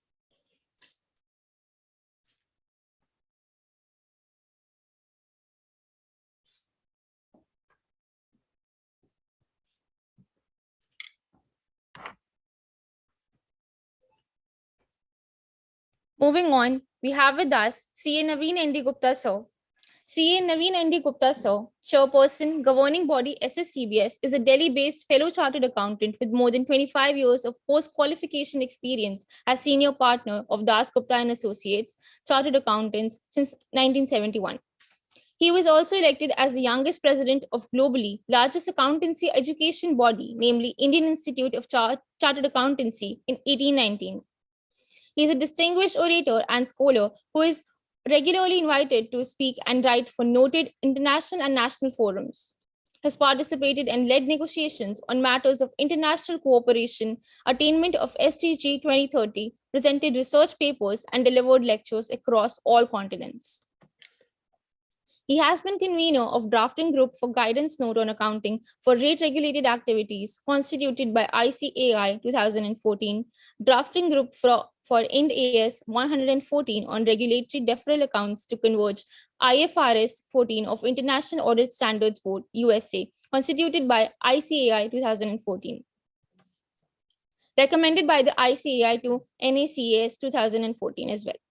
He has authored ICAI publication for Committee on Insurance and Pensions, ICAI, and Inspection of Investment Function in Insurance Companies, Bank Branch Audit Reference, and Indian Finance Budget, a snapshot in 2009, and has co-authored the book Indian Accounting Standards, Comparison to IAS and US GAAP, published by British publishers Nexus Buttersworth. He's also a regular faculty and officers training programs organized by the Office of Controller and Auditor General of India and independent directors training programs by Department of Public Enterprises, Government of India. He has been independent director of SMC Global Securities Limited, Tata Power Delhi Distribution Limited, etc. A chairman of also Corporate Affairs Committee, PhD Chamber of Commerce and Industry, National Apex Chamber 2018 to 20, and many more. He has been member of various international bodies like International Federation of Accountants, IFAC, New York, USA. International Integrated Reporting Council, UK, 2018 and 19. Board of Confederation of Asia and Pacific Accountants, Manila, 2018 and 19, and many more. He has contributed towards policy making and negotiations at both national and international levels. And above all, CA Naveen ND Gupta sir is passionate about education for all. He believes education is a fundamental human right and a key indicator of sustainable development. Please join me in welcoming CA Naveen ND Gupta sir to come up and speak a few words. Good morning, everybody. The chief, may I start? Yes, sir. Okay, thank you. Chief guest of the day, Professor Yang, Treasurer of Governing Body of Shaheed Sukhdev College of Business Studies, Mr. Goel. Other co-hosts, guests, faculties, paper presenters, teaching and non-teaching staff of our college, dear students, very good morning to all of you on this bright sunny day outside. I was pleasantly happy by the background that Professor Yang was showcasing, and I was feeling motivated to just go and hug him for the wonderful sunny day he was showcasing. But then in the end, I was told that it's already night, so in Korea. So best wishes to him. On behalf of governing body of Shaheed Sukhdev College of Business Studies, I, as chairman of the governing body, extend a very warm welcome to all the guests and participants today and express gratitude for your time, as well the pearls of wisdom, the words of wisdom that you would be showering on the participants during these 2 days in this 5th International Conference of Innovative Computing and Communication.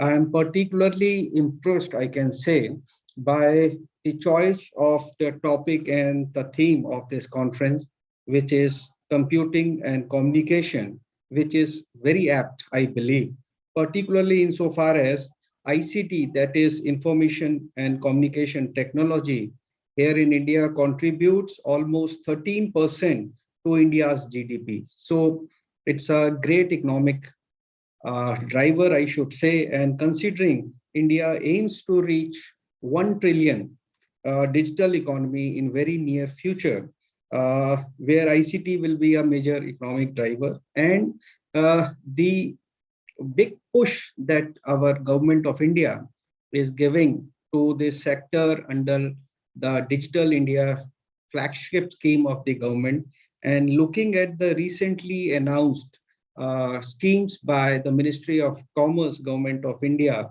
that is production linked incentive and design linked incentive, and the share that has been allocated to this sector shows that we are bidding big time, and we have great hopes.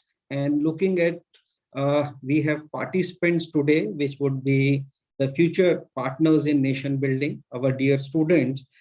This is very apt as far as the theme of the conference is concerned, and the timing of this conference is also particularly, I should say, is happening at the most appropriate time when the world is coming out of the pandemic and all the economic activities are opening up. So this is going to refresh us all and would guide us, and would is going to remind us that we have to continue to tread path of economic recovery, and we have to be pioneers and the flag bearers to take the world economy out of this pandemic.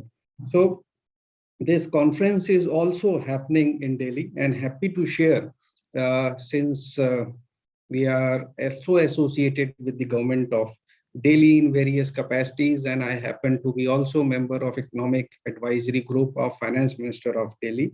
So I can share with the guests today that due to efforts of government of Delhi, today Delhi, apart from being political capital, has also become the startup capital of India. And due to this has become possible only due to the excellent ICT ecosystem provided in Delhi by the efforts of our Chief Minister, Mr. Arvind Kejriwal. Friends, as has already been shared, that I am an accountant by education and profession. I am not a professional into computing and communication, but with my varied experience as paper presenter and speaker in various international conferences, I can say that these conferences are of immense benefit for both students and professionals alike, because today we are in times of learning, de-learning and relearning. So it is of benefit to one and all. Firstly, I'm reminded of a couple of benefits that these conferences give, which I would like to share with my dear students present over here. Firstly, we all know the first law of nature is change, and change is the only constant. And our father of our nation specifically said that let's all be change that we want to see in the world. So looking at generally, change is gradual, change is evolutionary. But in today's time, I can say the change is happening at a revolutionary pace. And basic ABCD has also undergone change. I can say we all know A used to mean apple, B for boy, C for cat, D for dog. But today, in context of today's conference, I can say for everybody, for accountants, be technology professional, A means artificial intelligence, B for everybody today means blockchain, C cloud computing, D for data analytics. So that is the pace at which change is happening. And as I mentioned that we are living in times of learning, de-learning, relearning, there is nothing which ensures permanent employment. But I always believe that these conferences provides an opportunity and ensures permanent employability. And we be students or we be professionals, we all learn with end objective, and that is to ensure employability. Employability, be it for our clients, for our employers, for our society, or for our nation. So ultimately, these conferences are of immense benefit. And secondly, I'm reminded that these conferences also provide an opportunity for group learning and group discussions. Because time allocated to me is very short, and we are all here to hear and learn from eminent people present here. Just to briefly elaborate and put across my point, I would like to say that to put across my point, you have 1 rupee, I have 1 rupee. we exchange, we both would be ending up with 1 rupee each. We continue to hold 1 rupee each. But if you have 1 unit of knowledge, I have 1 unit of knowledge or a doubt, if we exchange, we both will end up with 2 units of knowledge. So that is the benefit of these conferences. So looking at, I always believe that these type of conferences should also always promote group discussion, should also always promote students to raise their doubts, because ultimately resolution of those doubts by the faculty enlightens and enriches everybody. And so here on this occasion, I would also urge students, don't hold yourself back from raising queries and seeking clarification. You should go ahead and for the benefit of everybody, should raise doubts and seek clarification. So before concluding, I would like to congratulate the society, the team of the societies, the leadership team of faculties in the societies, and our dear students for their efforts and leadership in organizing this conference. I wish the students, participants, and the leadership team good luck, and sincerely believe you all would be enriched and enlightened at the end of this conference with the benefit of the global faculty present today and excellent topics that has been identified and meticulously arranged. So good luck. Jai Hind. Thank you very much.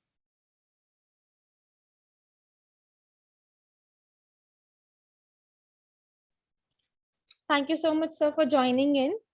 It was definitely great words of wisdom.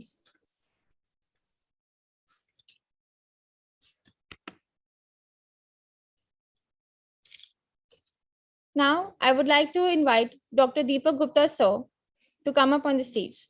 Dr. Deepak Gupta, sir, received a BTech degree in 2006 from the Guru Gobind Singh Inter University, Delhi, India. He received ME degree in 2010 from Delhi Technological University, India, and PhD degree in 2017 from Dr. APJ Abdul Kalam Technical University, Lucknow, India. He completed his postdoc from National Institute of Telecommunication in Natal, Brazil in 2018. He has co-authored more than 145 journal articles, including 110 SCI papers and 45 conference articles. He has authored, edited 54 books published by IEEE, Wiley, Elsevier, Springer, Wiley, CRC Press, D. Gruther, and Katzens. He has filed 4 Indian patents. He is convener of ICICC, ICDAM, and DOSCI Springer Conference Series. Currently, he is Associate Editor of Expert Systems of Wiley and Intelligent Decision Technologies, iOS Press. He is a recipient of 2021 IEEE System Council Best Paper Award. He has been featured in the list of top 2% scientist researcher databases in the world. He's also working towards promoting startups and also serving as a startup consultant. He's also a series editor of Elsevier Biomedical Engineering at Academic Press, Elsevier. Intelligent Biomedical Data Analysis at D. Gruther, Germany. Explainable AI, XAI for Engineering Application at CRC Press. He's also appointed as consulting editor at Elsevier. I would like to welcome you, sir, on the stage.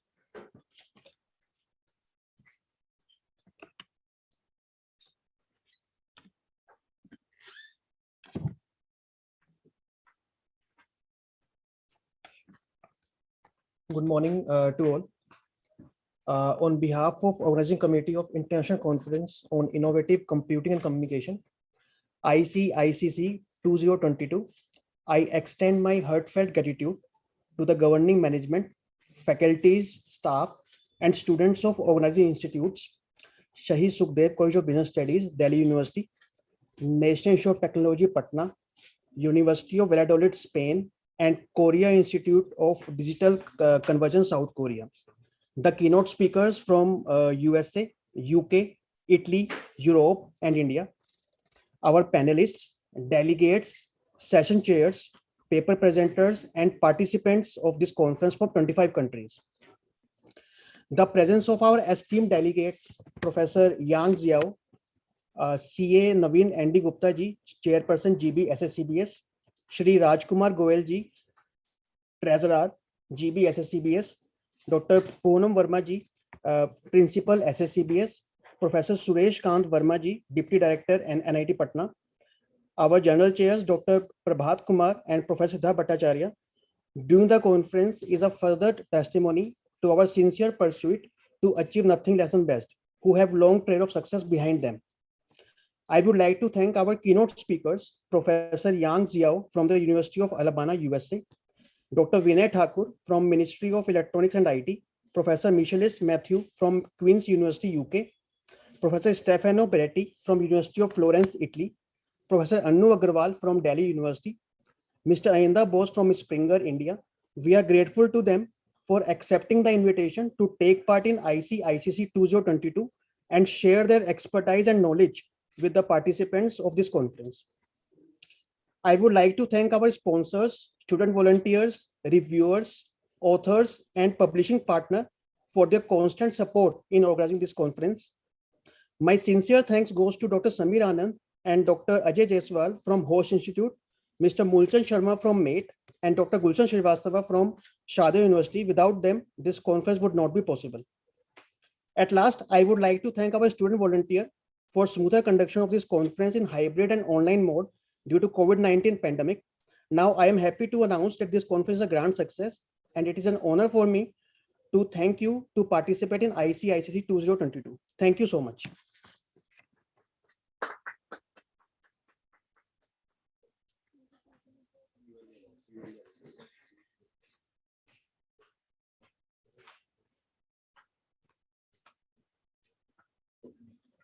Thank you so much, sir.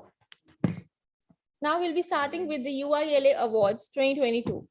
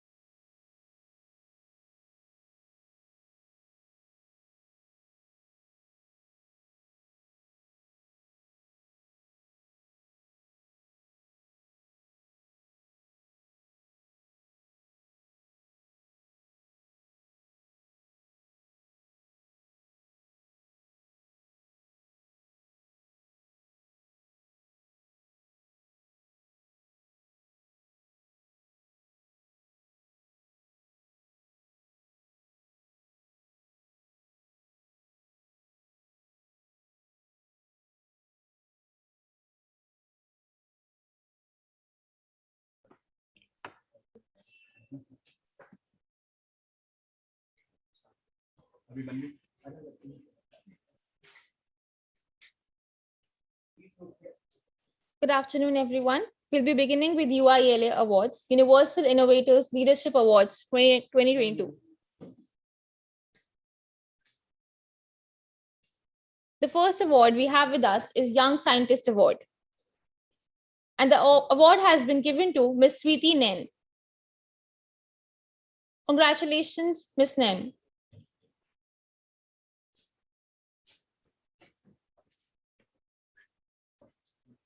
The next award is Young Researcher Award on a national level. And this has been given to Dr. Sagar Dhanraj Pandey. ICICC congratulates you on this award.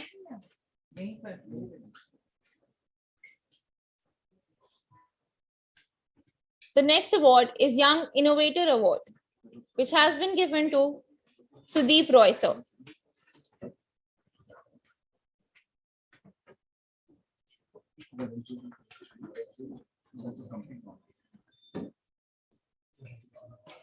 The next award is Best Dean of the Department Award, Research and Development, which has been given.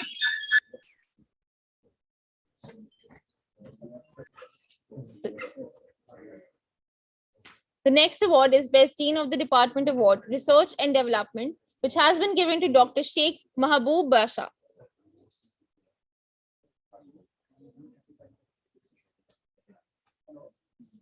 Now the award is Best Director Award, which has been given to Dr. Dipali Savai.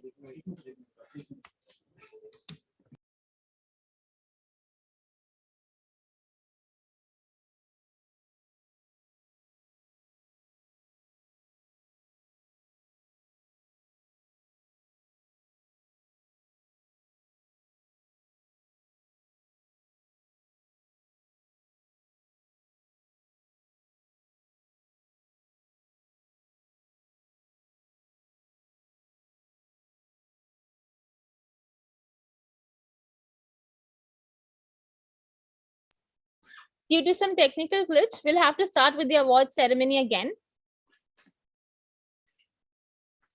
I welcome you all again to Universal Innovators Leadership Awards 2022, organized by Shaheed Sukhdev College of Business Studies, University of Delhi, in association with NIT Patna, University of Valladolid, Spain, and Korea Institute of Digital Convergence, South Korea. The first award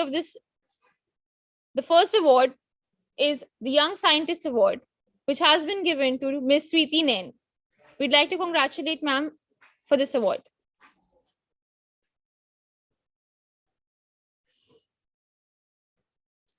The second award for our event is Young Researcher Award on a national level.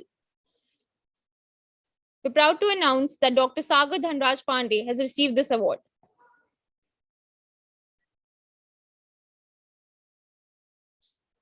Now, the next award is Young Innovator Award, which has been given to Sudeep Roy, sir. A very great congratulations, sir. Now the award is Best Dean of the Department Award, Research and Development. This award goes to Dr. Sheikh Mahaboub Basha.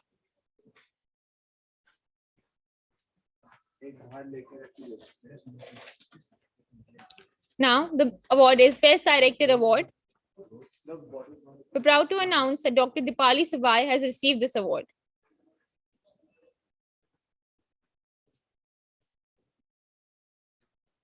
Next, Best Head of the Department Award. This goes to Professor A. Narasimha Venkatesh. Congratulations, sir. Best PhD Thesis Award goes to Dr. Sagar Dhanraj Pandey again. Congratulations, sir. The next award is Best Researcher Award. And Dr. Akshay Kumar has received this award. Congratulations, ma'am.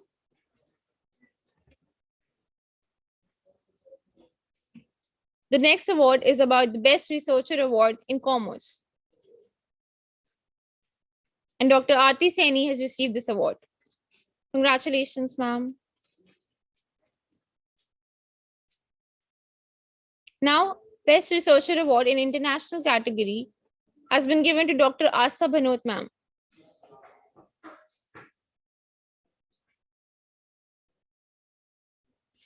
The next award is Faculty of the Year Computer Science Award.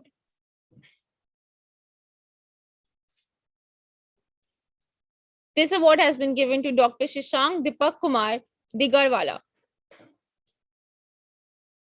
A very big congratulations to you, sir. Next up, we have the Outstanding ICT Initiative of the Year. It has been given to Institute of Industrial and Computer Management and Research, MCA.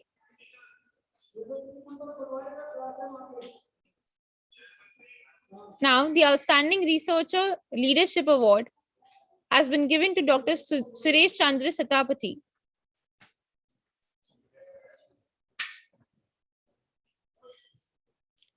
The Social Impact Award has been given to Dr. Tariq Hussain Sheikh. Congratulations, sir. Womenator Award in Computer Science category has been given to Dr. Shruti Agarwal. Congratulations, ma'am, for this honorable achievement. Next up, the Teaching Excellence Mechanical Engineering Award has been given to Professor Ketan D. Panchal.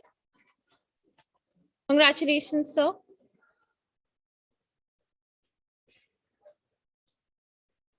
Next up, we have the Young Researcher Award, which has been given to Dr. Sonali Vyas.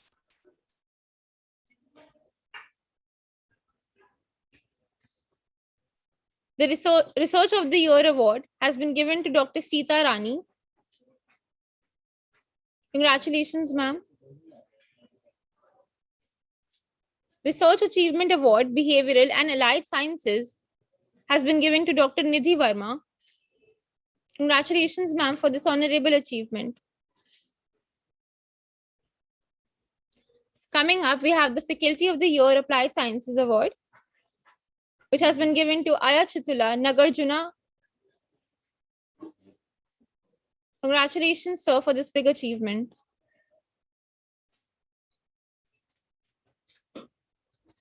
Now, the Best Teacher Award has been given to Dr. Chitranjan Pradhan. Congratulations, sir. The next award is the Administrator of the Year Award. This has been given to Dr. Bhupendra Singh, Principal.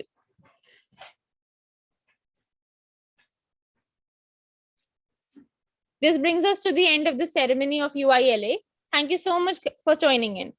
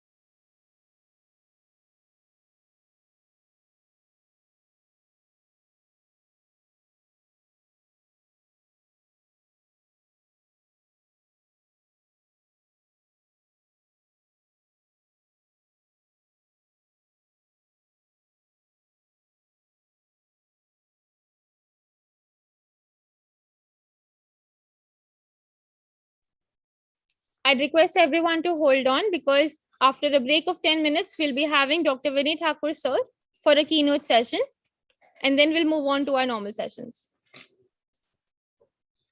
Thank you.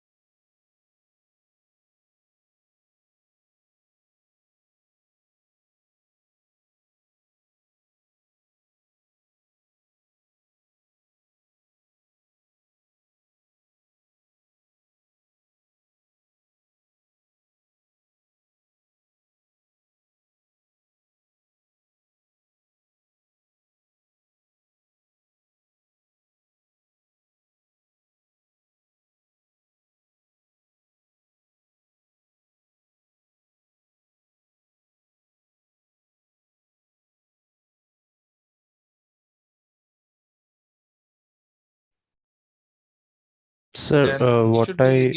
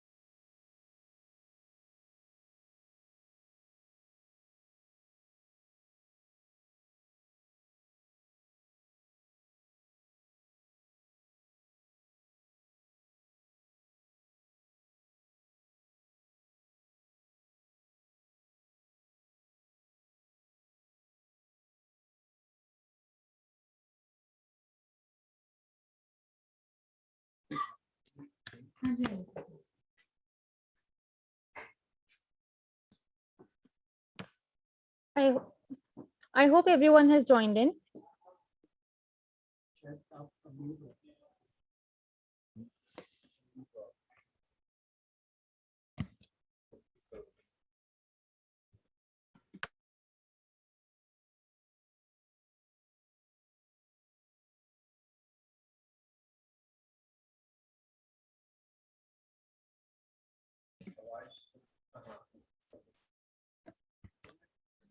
I hope everyone has joined in.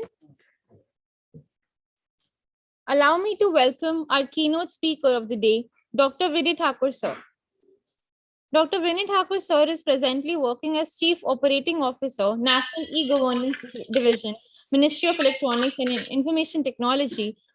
Dr. Thakur is also holding the additional charge of Additional Director General, ADG, Bhaskaracharya National Institute for Space Applications and Geoinformatics, and Senior Director of Research in Digital India Corporation. Shri Thakur sir has more than 25 years of experience in implementing IT and e-governance projects. Dr. Thakur has done masters from Delhi College of Engineering in Computer Technology and doctorate in Computer Engineering from Jamia Millia Islamia. Dr. Thakur has implemented many e-governance projects comprising land record computerization, government e-marketplace, Narega workflow, mobile-based fertilizer monitoring system, etc. Let's welcome him on the stage. Thank you so much, and very, very good morning to all who are attending today's event. I would like to thank all the organizers, Dr. Sameer Anand, Dr. Ashish Khanna, Dr. Pravat, Dr. Verma, Professor Poonam Verma, and all others who have made this possible and is organizing this event. This event is definitely going to be very, very useful for all the researchers and the people who are working in the area of computer science, emerging areas related to AI, ML, deep learning, blockchain, and others.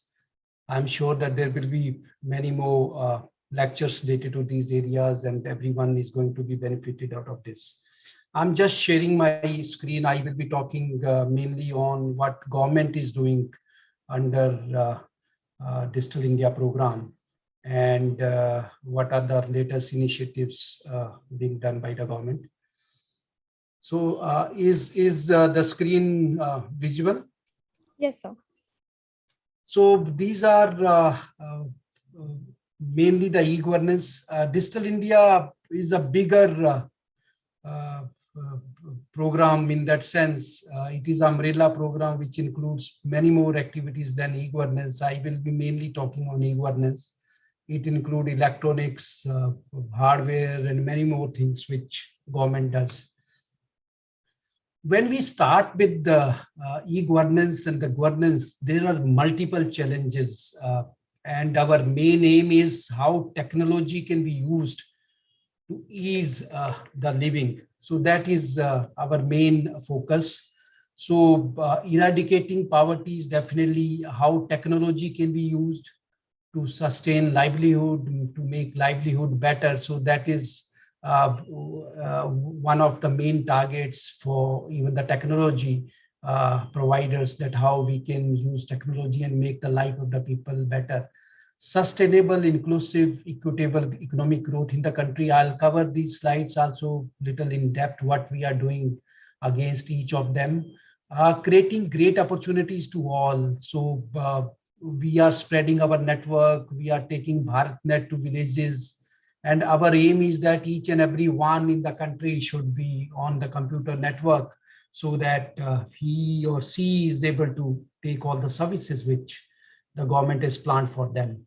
Reducing inequalities, same, raising the basic standards of living. So everyone getting services, everyone must know that what are the schemes where they have the eligibility for, they can apply for it, they can get various government subsidies. So in order to raise their standard of living. Equitable social development and inclusion is very, very important, bridging the digital divide out there. How to build a better system where we can ensure the social development, and promoting integrated and sustainable management of natural resources and ecosystem is also very, very important, because we need to maintain, we need to sustain our natural resources and build the ecosystem in such a manner that we are able to eradicate poverty, we are able to bring the ease in the living of everyone in the country. So these are few of the challenges on which we have aligned all the objectives of Digital India.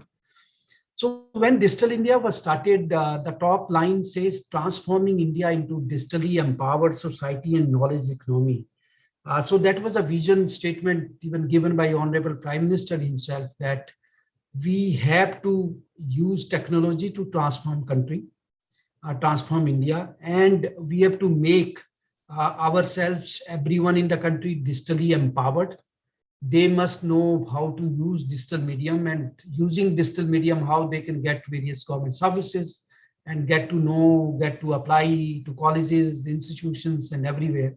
And also from this knowledge, from this data, from this information, how they can, or everyone can build a knowledge economy out there in the country.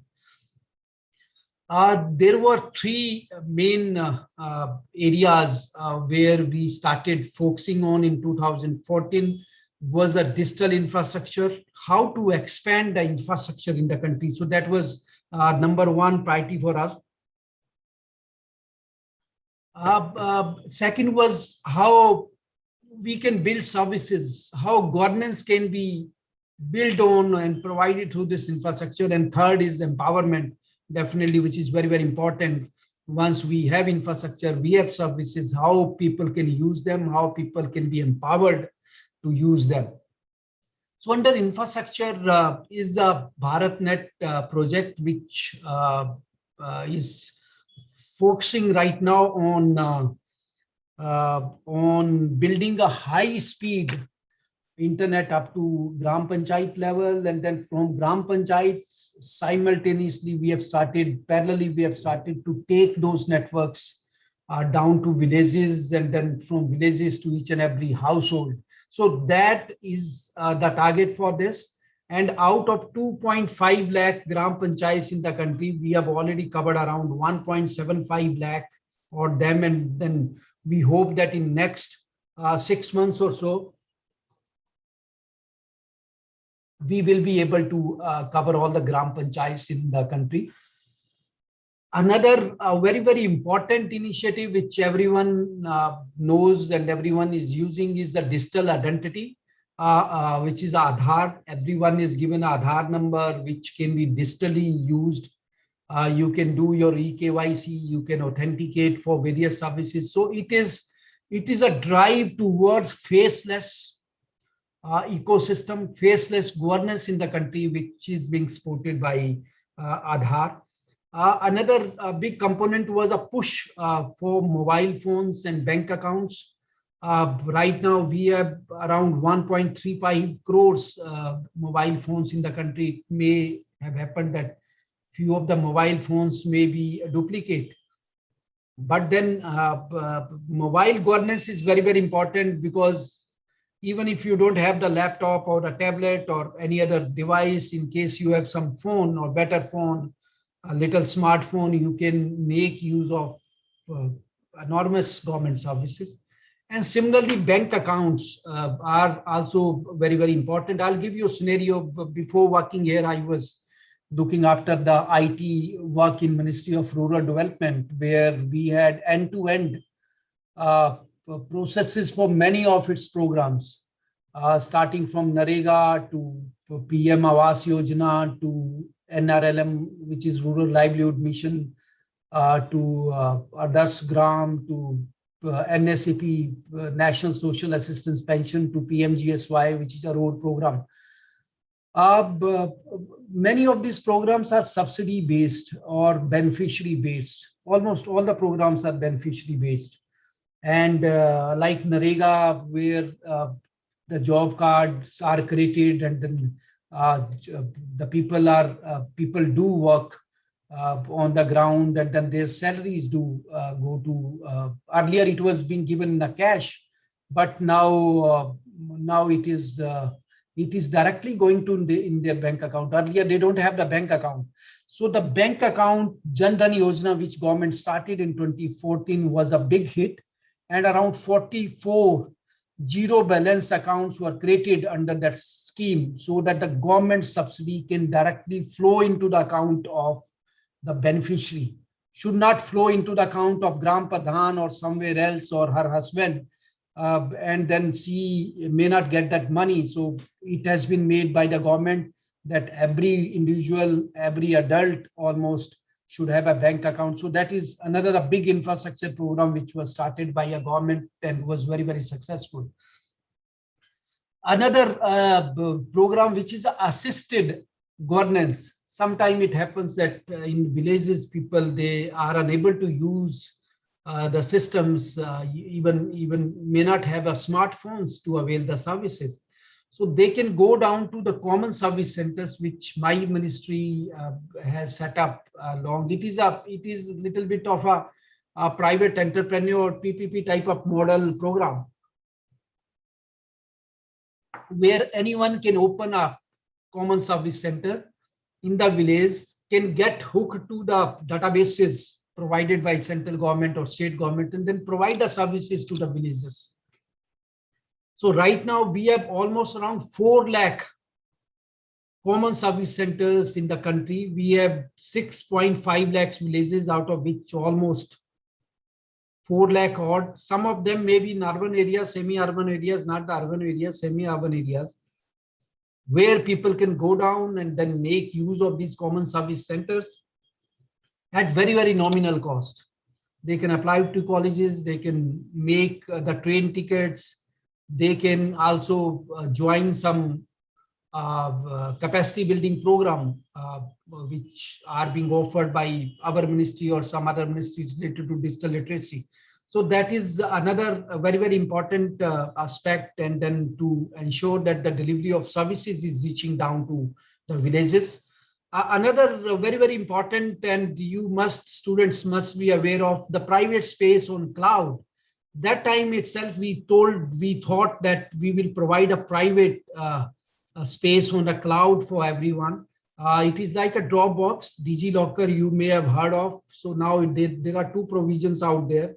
One provision where you can upload your own documents and all. And second is where your college degrees, your university's degrees will be automatically tagged to your DigiLocker account through NAD, which is a project of Ministry of Education called National Depository for Academics. So, so through that, we are linking all your degrees through your DigiLocker account, and it can be shared with anyone.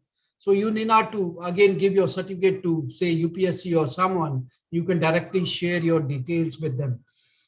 Cyber security is very, very important, and I'm hopeful that many of the students working in different areas may be working on cyber security, making our space secured. We have to keep a lot of we have to be very, very vigilant on our while we are using our devices. This is a digital world now. We are totally dependent on mobiles. We are dependent on digital devices. And with the penetration of internet and penetration of digital use is increasing, so as the cyber threats.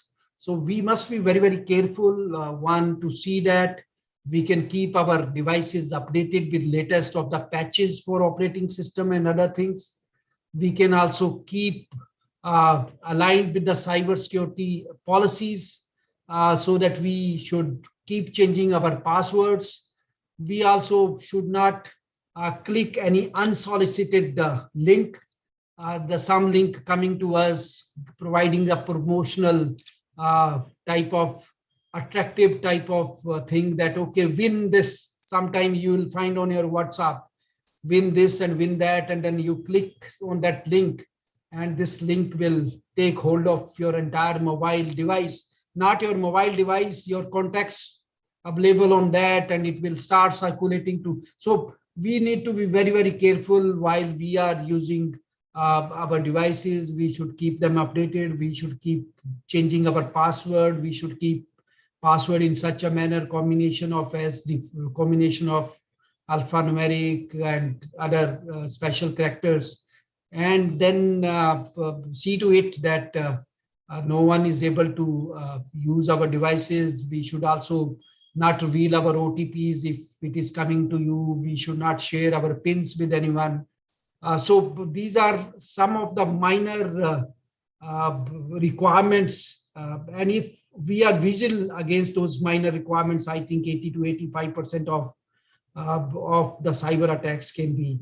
And my ministry is working on various aspects and policy guidelines related to this, whether it is a CERT, which is a computer emergency response team, or various guidelines, cybersecurity policies, email policies, or cyber coordination center, where we keep a surveillance on our data and the usage of our systems, so that no unwarranted entry can be done into the system. So this is not an exhaustive list. I have just covered few things out there on cyber infrastructure.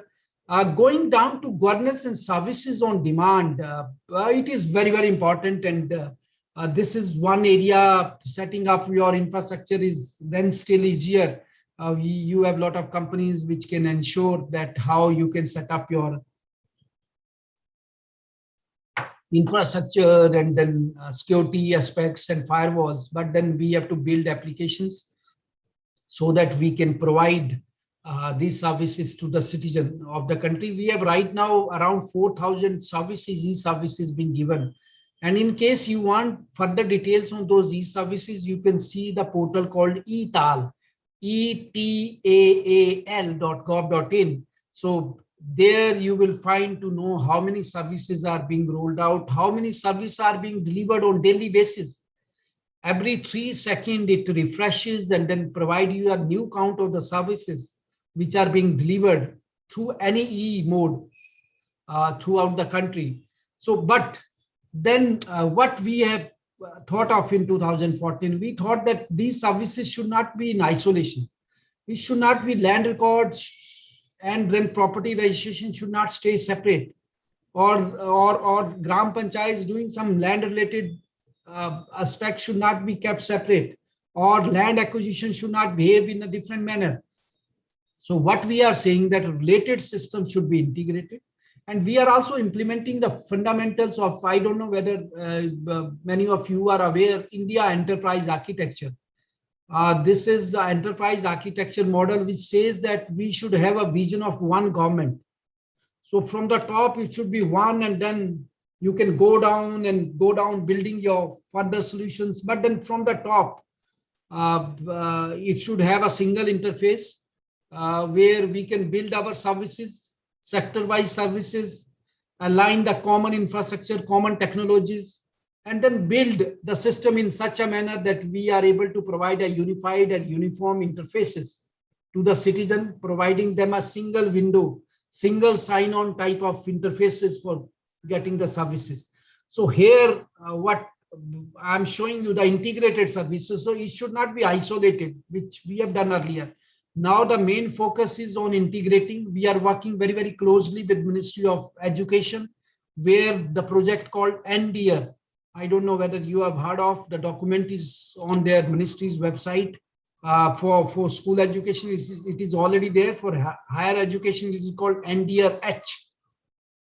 It is a national digital education architecture, where we are trying to combine all the artifacts related to education, how we can provide various services related to education, clubbing together all the key stakeholders like students, faculty, administrator, influencers, community members, and also building various interfaces in such a manner that we are able to have the better learning, teaching, and then everyone together. Because of even pandemic, you may have seen that education sector had the most of the challenges, in that sense that education was suffering. So we are building that interface in such a manner that we can have a hybrid type of teaching. Even a teacher is teaching to you during the daytime, but then in case you couldn't get something, you can fall back on a digital system so as to again go through it. Or you can have your teachers' lectures also on knowledge management system, and then we can provide you that type of integrated type of teaching to everyone in the country. Online and mobile services, I was already telling you that we have ETAL system where many online services now you apply to your college admissions, admission counselings do happen online. So a lot of activities do happen online, and then we are able to provide you a lot of systems also out there. But then also there are multiple things which probably we need more attention. And this ecosystem which I was talking of NDR-H, where we are building various artifacts related to that. There will be student IDs, there will be teacher IDs, there will be digital assets in terms of that your certificates, as I was saying, that can go down to DigiLocker. Your digital library can be made available, libraries can be converted into a digital forms. Every system can be integrated. You can be provided a high-speed Wi-Fi connectivity down in the colleges. We can have a teaching and learning platform made to for you. And not only this, but also it can be connected with that skilling. So we are also tying up with the skilling ministry, so that how your normal learning, academics in your college, and then skilling, that can be bundled together and then can also be hooked to the employment. Though right now also a lot of campus interviews and others do happen, but then we will also, through a system, we want to connect so that we can have these all systems integrated and then provide through an online system and mobile services. Going down to a portable citizen entitlement, this is very, very important. And I presume that you may have heard last year, Honorable Prime Minister launching One Nation, One Ration Card. scheme. So now you need not to make ration card everywhere, and with elections also it is almost like that you need not to create your electoral card separately, but then you can make the provisions are being made so that you can directly transfer your election card, your ration card, and any other entitlement which you are you can get from the government. Probably those can be linked. Ease of doing business, we have taken a huge step. Earlier we were in almost 150 in the ranking and 144th, I think, and now we are in 70, and probably we may touch around 50 years or so, 50 number in ease of doing business. So a lot of work is being done so that we can provide a single window where you can go down to one place, apply for setting up of your business. Remaining things, your environment clearances, your other clearances related to that can come from this single portal. Financial transaction made electronic. This is what we thought in 2014. That time itself, it was decided by the government and focus will be given for having a cashless economy in the country. Then demonetization gave a big push for digital payments. So this is, I'll share you with you few details around this in the subsequent slides, that where and what we have achieved.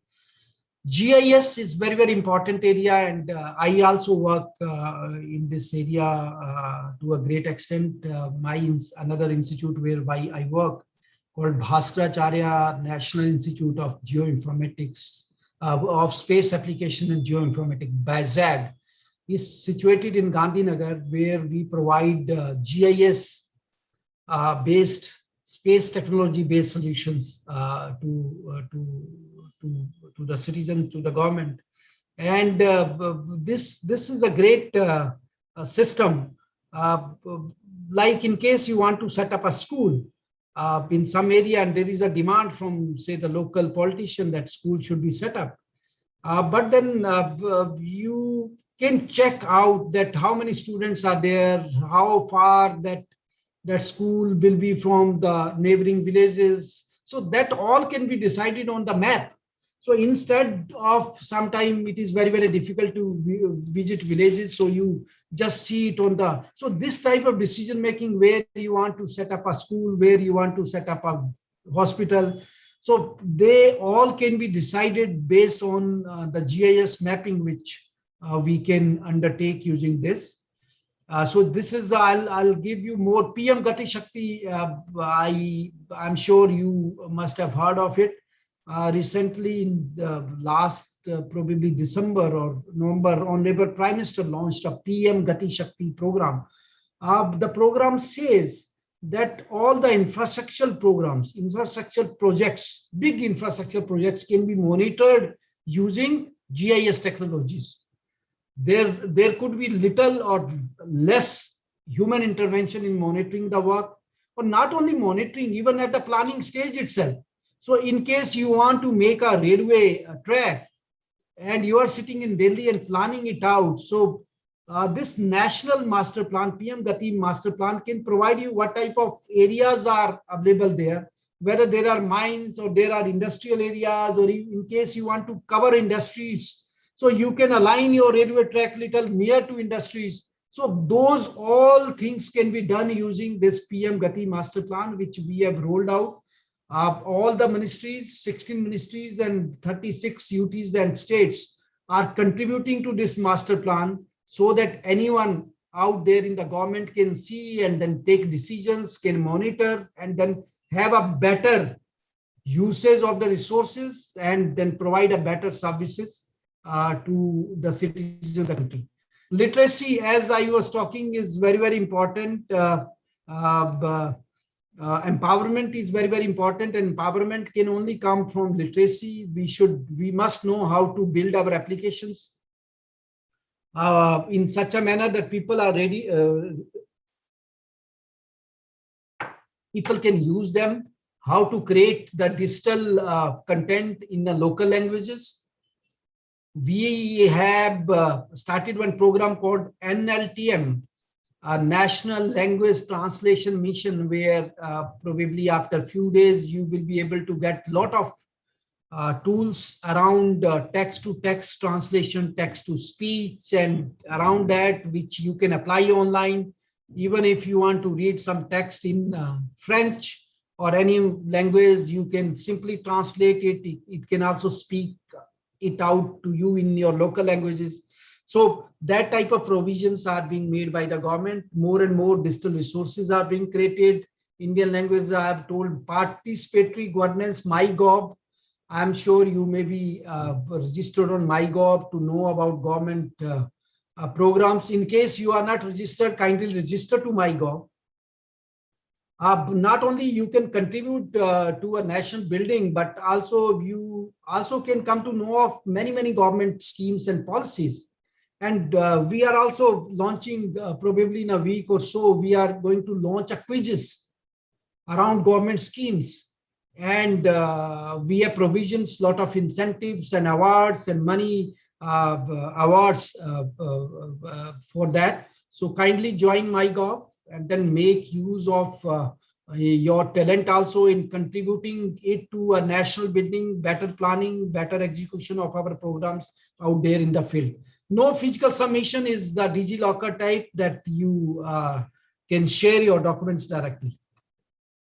Sir, I was talking of GEM Trinity. I was talking of the digital transformation. So these are the three pillars which can provide you all services out there. In case you have Jan Dhan account, your money, your subsidy can directly flow into this. Your Aadhaar number, you can authenticate yourself. You can do eKYC. You can enable faceless, presenceless governance. And mobile that you can authenticate through a network. Mobile with internet can enable you to get any of the government services. So Digital India has laid a robust foundation for India to embark the digital transformation. And digital transformation had happened because of Jan Dhan, Aadhaar, and mobile trinity. Mobile phones I was talking of, this is little old numbers. Highest consumption of data in the world, ahead of US and China, lowest cost of internet, growing mobile ecosystems, lot of mobile manufacturing, assembling is happening in the country. When we started in 2014, we had 2 companies making and manufacturing and assembling mobiles. Now we have around 300 companies. And many mobiles which are being assembled and made in India are now being exported outside. Aadhaar, this is a cradle to grave digital identity from birth to death, which is unique, lifelong, online, and which can be authenticated. Best possible way of authenticate, best possible way of mechanism of authenticating and deduplication mechanism. It provides you a lot of advantages and services in terms of proof of identity and online authentication. It can provide e-sign services. E-sign are the digital signatures. Earlier, you required a token, a pen drive type of token, and every 2 years you have to get it redone, revalidated and all. But with e-sign, you can directly enable using Aadhaar, and e-sign can be generated on the fly, and then you can use your digital signatures out there. So not only eKYC, but then it has Aadhaar framework has evolved at a big ecosystem serving multiple government facilities, multiple government services, whether it is the direct benefit transfer or Aadhaar enabled payments. So everything is being done through this. Even Ayushman Bharat, the deduplication in many more programs has been done using Aadhaar. Jan Dhan, sir, I have already told we have around 44 crores accounts created under this. Not only this, we have around 1.5 lakh business correspondent called Bank Mitras out there in rural areas. They are moving banks, small banks, which can provide you money, which can deposit your money, you can withdraw your money. and a wonderful program, wonderful thinking by the government that everyone should have a bank account in the country. I was talking about digital payment. There was a big push because of demonetization, but then we were also driving it very, very hard, giving a lot of incentives, and there was increase of almost 8,000 times, and then total 22,340 times in a digital payment in the country in the last 3-4 years. DigiLocker, which I was talking of, in case you don't have the account, please create your one account on DigiLocker. It is a wonderful system where you can upload your certificates, and not only your certificate. On the right hand side, you can left hand side, you can see issuer. So the CBSE is one issuer, the district e-governance societies are the issuers, office of STMs, and where the certificates are generated, they are issuers. And that is directly linked to your DigiLocker account. Your university degrees are issuers, so they will also be linked to your DigiLocker account. And then there are many requesters. So UPSC is one requester, state universities can be, other universities can be requesters, state public service are requesters. So we have many of them who are issuers and who are requesters, and citizen can get these services. RTO, so your driving license, your insurance, so all can come to your DigiLocker, which you can share with anyone who is asking for them. So right now we have DigiLocker. This is the old figure. We are crossing around 9.82 crores. Issuers are around 800 plus. We have so many 426 crores issued document. I was talking of this National Academic Depository, which is a university tie-up with us. I'll tell you why this is very, very important. When you travel to foreign countries and for studying and then applying for it, you can directly, earlier you have to take one certificate from your education department or someone that these are authenticated mark sheets. Now you can directly share through your DigiLocker. We have already registered with 500 universities in the country out of 700-800. 29 education boards are already on this, and we are tying with the remaining also, so that your degrees, your certificates can be directly linked and then can be directly used using DigiLocker. BharatNet, I have already told, our aim is to reach to each and every person standing down in rural area. So we want to provide them a high-speed connectivity, gigabit bond connectivity out there. And we have already covered, this is a little old figure. So, and not only the Gram Panchayat connectivity, we are taking them forward to villages, taking them forward to have a Wi-Fi connectivity in the villages. And we have also started a program called Digital Village. Under that program, we are trying that 1 lakh villages should be converted to a digital village. Digital village in the sense that they should have a Wi-Fi connectivity, they should have a solar lighting, they should have a skill programs, they could have other literacy programs, and a lot of digital activities can be done using in these villages. Common service centers, I was talking to you, they provide all these services, e-banking, so you need not to go to a far-flung areas to get your pensions or get your banking done. You can directly go down to common service centers. They have that point of sale device connected to the bank servers. You can make utility bill payments, digital literacy certificates. Many of these CSCs are also making low cost sanitary pads to the girls of that area in order to have a better hygiene out there, IRCTC tickets, a lot of activities. And we have around 12 lakh people employed through this. So one common service center in rural areas providing multiple services has employed around 4 to 5 people out there. And then they are getting only nominal charges for each and every service. In case you want to have a land records, you want to have a farmer certificate, you want to have your caste certificate, you want to have, you go down there, apply, and then the system takes care of it. It will check and verify everything. And then again, you can come back and then take your certificate. And they will charge 10 rupees, 20 rupees, a very nominal charge for each and every activity. We had a cloud first policy. Cloud is very, very important. Earlier, we had data centers where we had big problems in terms of the scalability. So today you house one application, you put some infrastructure for it, you put some servers for it. But then after some time, it gets exhausted. And then if you are not very, very active and prompt in adding more infrastructure into it, your service can go down. But then cloud infrastructure is built into in such a manner that it will provide you that elasticity and flexibility, where your application, depending on the load, it will automatically take the extra infrastructure out there, whichsoever. It can be that we have 200 applications.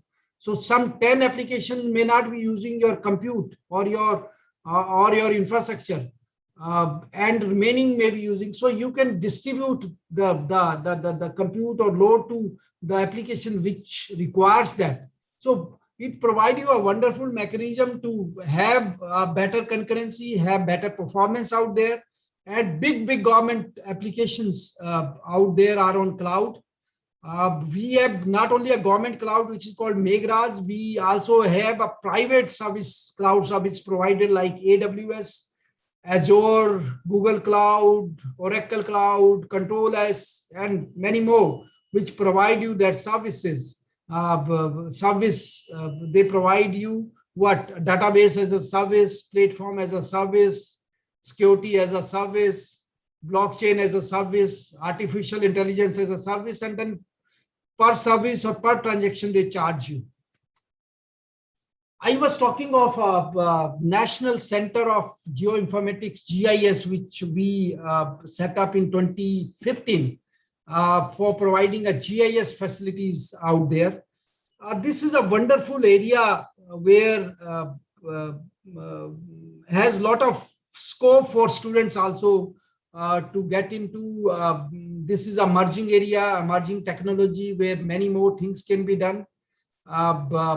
For under this program, we built a GIS national platform.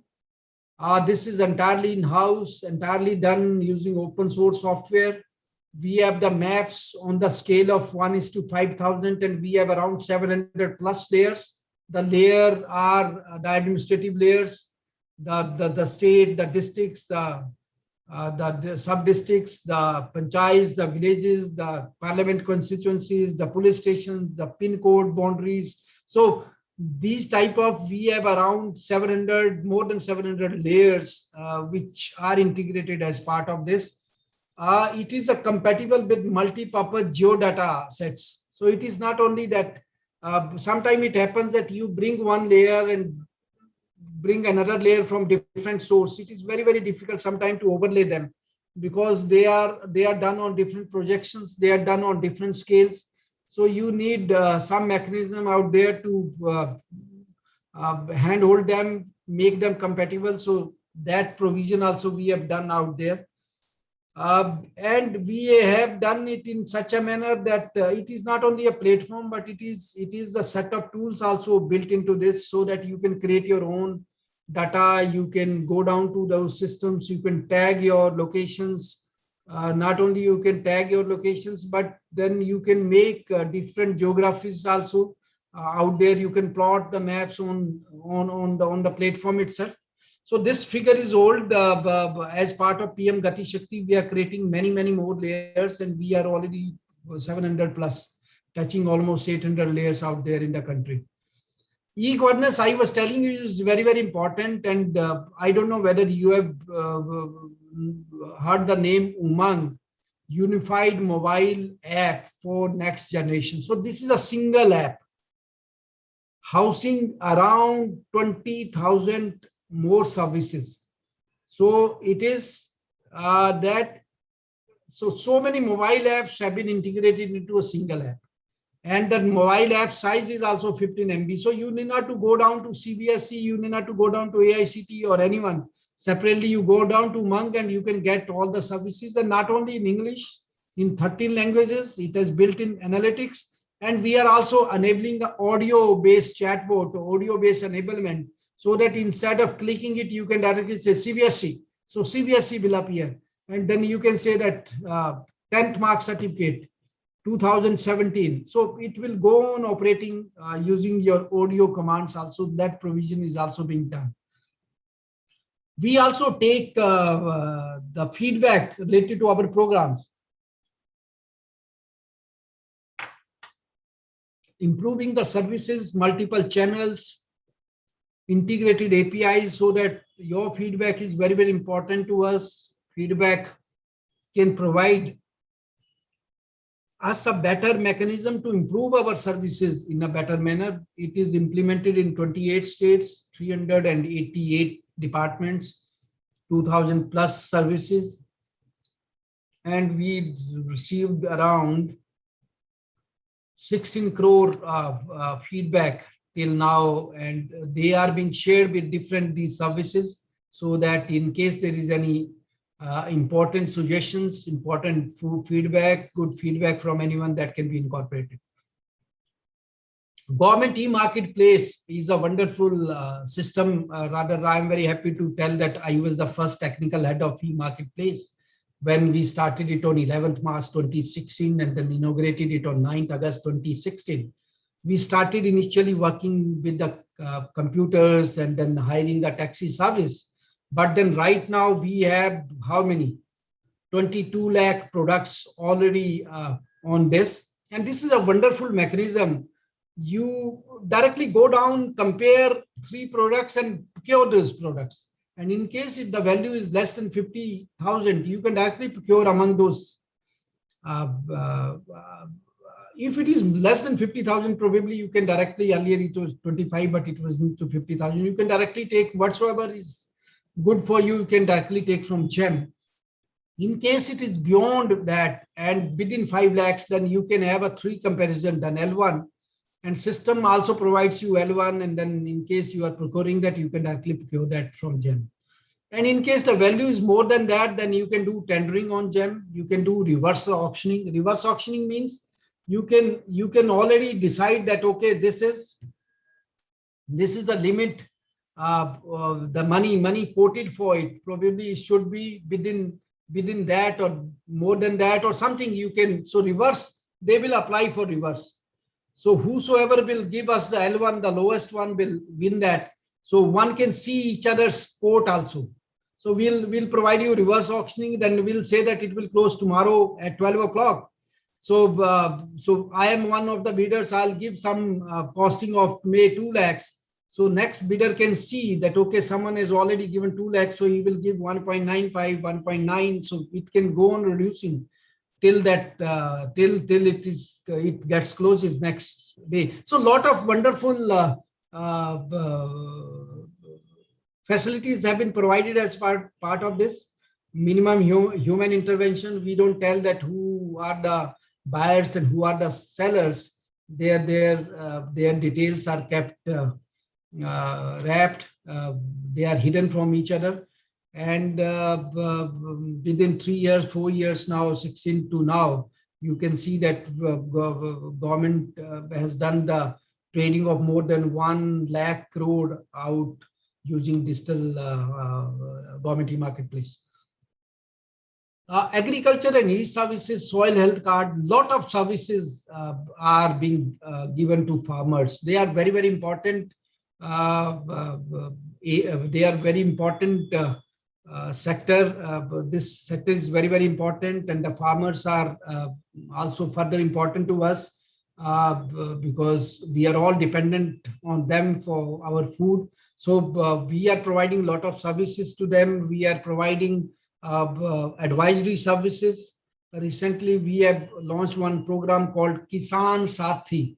Kisan Sathi is a program where anyone can call on a toll-free number and then get connected to a expert. And not only connected, you can also share the photograph of your plots, land, of the area of your soil, or the cropping pattern, or whatsoever you want to share with them, the photograph. And based on that, they will advise you, okay, in case there is some problem, some disease on your crop, so they can advise. So a lot of program, and not only this, we started one program called Mandi program, where mandis are connected to a system, E-NAM, it is called E-National Agriculture Mandis. So not only that, you can register on these mandis and put the details of your produce. Someone will pick it up, he will see it, will make the code, will tell you the pricing, and then accordingly you can directly sell. Sometime the person who is buying it can directly take it from you need not to go to mandi. He will directly come to your house and then take it out. In the few places, the state governments like Meghalaya, where government provides you even the transport in case you want to sell. In case you want to sell, in case you want to sell, so you can dial, you can go down to a platform and dial that number.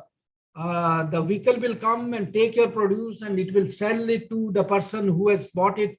Per kilometer, 2 rupees are the charges. That is a wonderful scheme implemented in the state of Meghalaya. So a lot of things are being done for farmers to take their life, to make their life little easier. Similar for education, sir, MOOC programs, massive open online courses, Swayam Prabha, DTH channels, school GIS. Swayam Prabha is also run by BASAG, where I also work, 32 DTH, and recent budget announcement you may have heard of, we are going to start another 200 channels, so that the students staying in rural areas who don't have that chances or that facilities of getting a better coaching. So we hope that we are able to teach these students in rural areas also on almost on the same pattern as the facilities and the services being delivered to the student in urban areas. So for that, we are going to start many more DTH channels. NKN is a knowledge network, which is a high-speed knowledge network set by the government in the universities and then in the institutions. So a lot of activities, a single national scholarship portal, and then what we are doing under NDR, which I was speaking to you just now, and where we are trying to create an integrated system for entire education, starting from your school to college. So it will be the same system, integrated. It can happen that you break your education sometime and again come back. So again, you can get into the system and then make use of it. Similar for e-health, starting from telemedicine to e-hospital to many more programs. You can take online appointment with the doctors in AIMS, in Safdarjung, in RML hospitals. Around 322 hospitals are now on e-hospital, and 204 are on ORS. ORS is online appointment. So you need not to stand in a queue. Just book your appointment to ors.gov.in and directly go to that hospital. There will be, in case you have to, you can take a printout of your Parchi, which is generated out of ORS, or you can note down that number, go down to a separate queue for online appointment system, and within 5 minutes you can create your prescription slip and then directly go to a doctor. So those type of provisions, Ayushman Bharat, where you are already aware that benefit of 5 lakhs is being given to 10 crore families out there, telemedicine and other aspects. So these are the enterprise architecture work which is being given, which is being done by us. We have already prepared a digital health blueprint. You may have heard of health IDs. You can create your health IDs and it will be connected with your labs, with your anywhere whatsoever you are getting done. So you need not to carry your lab reports every time. So you can make use of these type of system, integrated systems, which we are rolling out. Similarly for agriculture, blueprint is ready. Similarly for education, we are working very, very closely. We are working with tourism. Tourism is called NDTM, National Digital Tourism Mission. We are working with Ayush for Ayush, it is called Ayush Grid, where all the Ayush services, starting from their education to research to plants to other aspects of the entire ecosystem of Ministry of Ayush is being integrated into a single system. Their practitioners and anyone can take, so entire thing starting from a DG doctor to facilities to health records. So everything will be integrated. And not only this, a sandbox type of provisioning is also done. Sandbox means anyone can create his own solution, and we will provide him the access to these databases, and he can provide any service. So he can test his application here and then provide the services out there. Many incentive and initiatives are being taken by the government. Incentives are also being provided by the government to the citizen of the country. Initiatives, we are working on hyperscale data centers, hyperscales, petaflops, and the big compute facilities. We are also working on a Digital India Infoways. Infoways means a high speed gigabit 5G based networks to connect our agriculture markets to hospitals, to police stations and other institutions. GIS, which I was talking of, geospatial technologies, map, navigation service, which you are using right now from Google. We are probably going to provide that service also to you. Cloud for storage platform like Aadhaar, DigiLocker, NCOG, emerging technologies, and many more systems, and entire systems of startups. You may have seen, we have become a unicorn country where in the last year itself, many startups have been converted, have transformed, have stepped up their operations and become a unicorn. So big boost to this entire ecosystem by the government. We have a meaty startup hub. In case any one of you is interested, other Ministry of Commerce, Department of Industrial Promotion is also giving a lot of incentives and guidance related to setting up of startups. So a lot of government opportunities out there. In the supercomputing also, we are doing many more things. We have this, CDEC has come out in late 80s, early 90s, a supercomputer called Param, and now a lot of further development have been done. We have come out with the small modules of them, Param Siddhi, which is another supercomputer, is 63rd among top 500 most powerful supercomputer in the country. It provides us the capacity of 5,000 petaflops. So useful for multidisciplinary sectors, data processing related to healthcare, agriculture, biotechnology, cybersecurity, AI, and other applications. Digital inclusion is very, very important. I was talking to you about digital villages. We have started 1 lakh digital villages to be operationalized very, very soon. We will provide a lot of services related to banking, telemedicine, tele-law, agriculture extension, skilling, literacy. So that is one part of it. Not only that, making them better, making them smart, having a solar electricity out there. So a lot of provisioning are being done as part of this. I was talking about a national language translation mission, where a lot of tools, models are being created for large scale translation, so that the content being created by us make every Indian bhav bhashya in terms you can get to know the data or information written in any language in getting converted into your own languages, speech recognition, translation, and everything. Work from home guidelines, and then a lot of opportunity for youth, women, and Divyangjan to work in this sector. And then so enabling models have been provided for this. Digital confidence, transparency, trust, and security, data protection law for personal, non-personal data, new cyber security policy, CERT and sectoral certs, which I was talking of, that not only the main cert in the country, but sectoral certs also.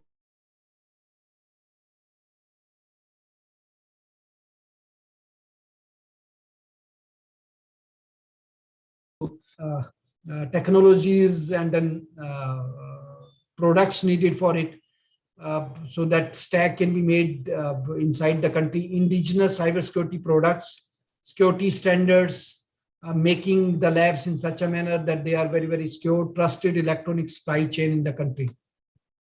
Similarly, for electronic manufacturing, a lot of incentives in terms of production linked incentive schemes.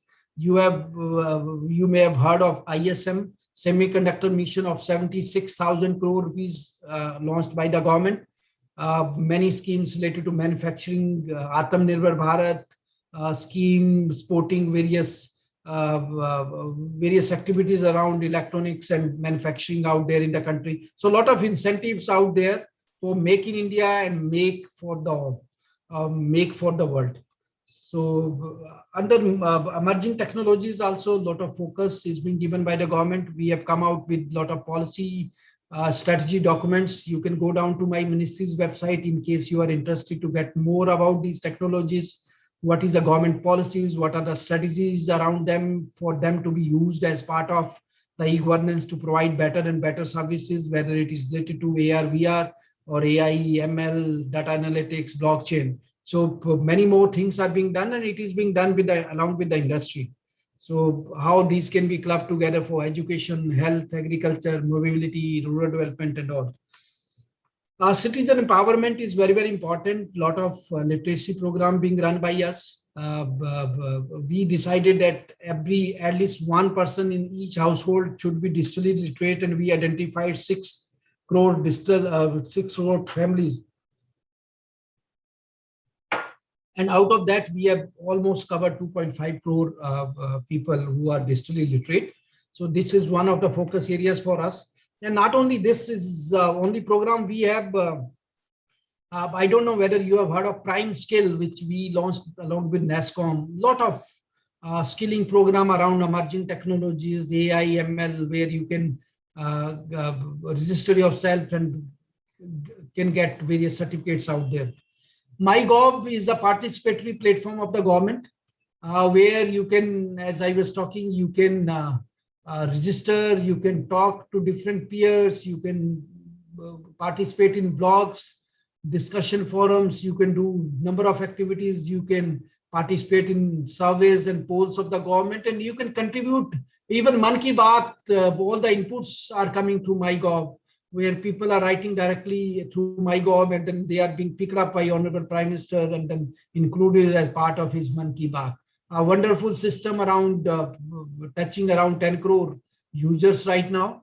And as I was talking that the quizzes, which we are going to start, will have various even financial awards also linked to that.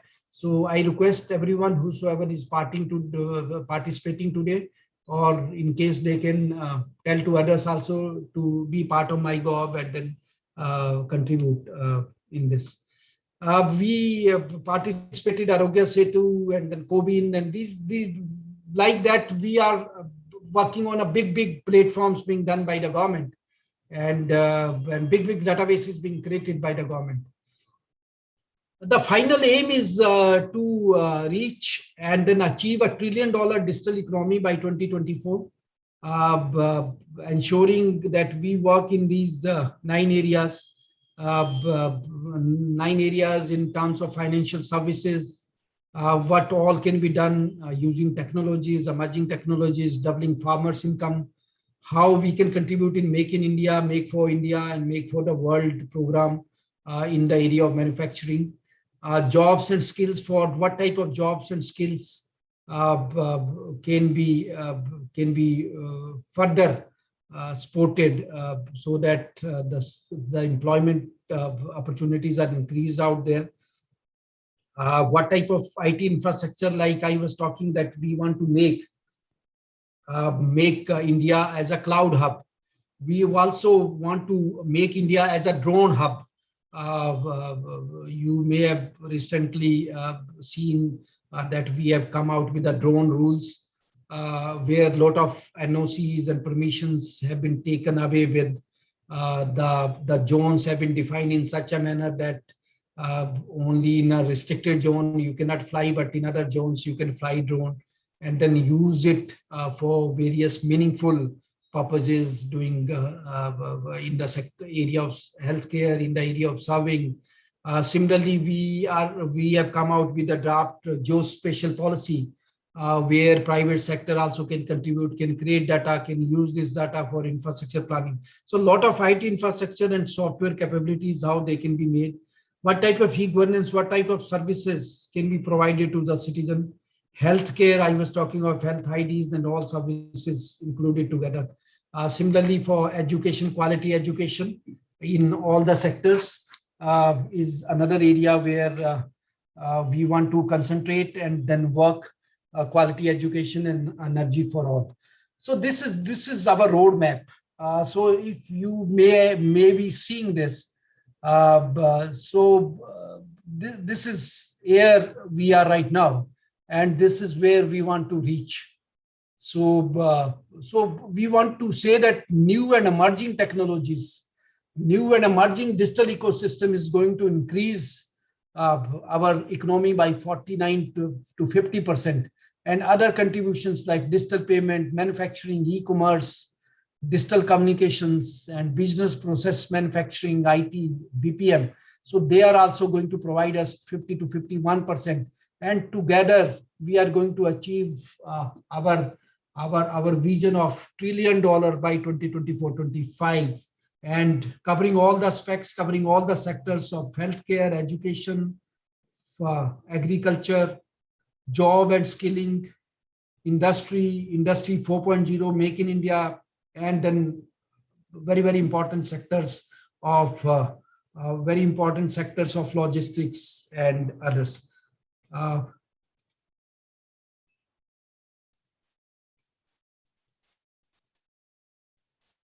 So this is all I think I have tried to cover, not a very, very exhaustive list, but some of the important aspects of the work being done by us under Digital India, by my ministry and by the entire government and the state governments together.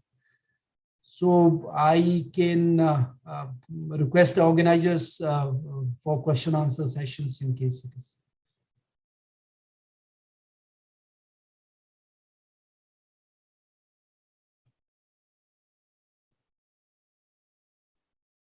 Hello.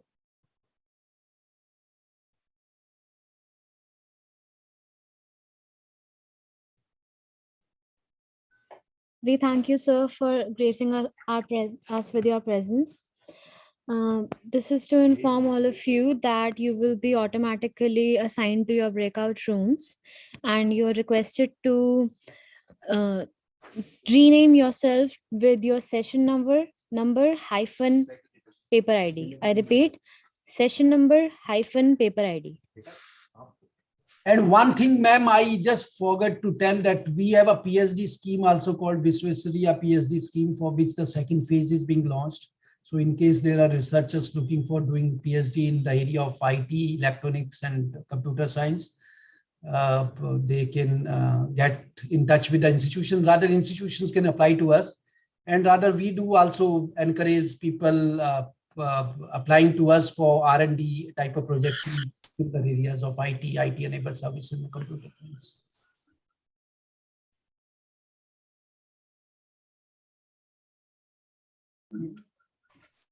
Thank you very much, sir. It was a wonderful session.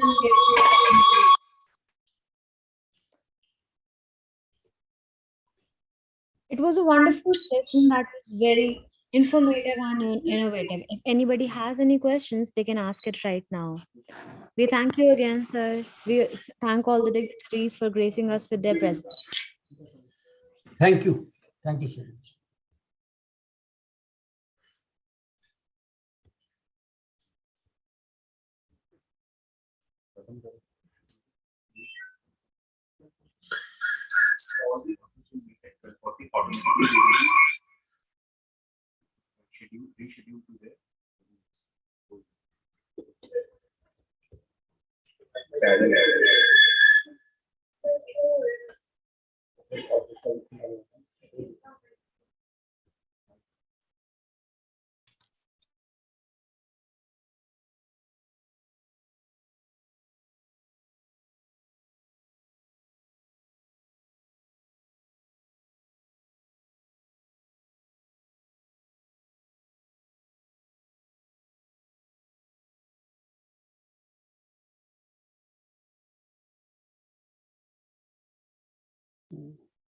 Thank you, Vinay sir. This is a very informative and lecture, and I hope every participant have taken many things from your talk, and they will surely apply in any of the scheme that you have shared with them. Thank you so much, sir. All the participants now, all the participants have their sessions starting at 12:40, so they will be automatically shifted to their room. So I request every participant to please rename their profile name as session number hyphen paper ID. We will automatically assign you to your session.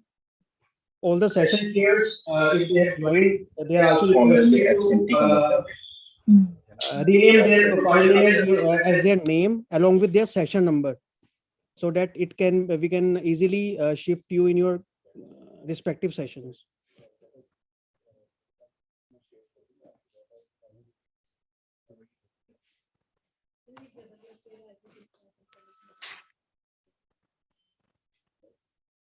Ekansh, if I am audible, then start the rooms, create the rooms, and shift the participants in their rooms.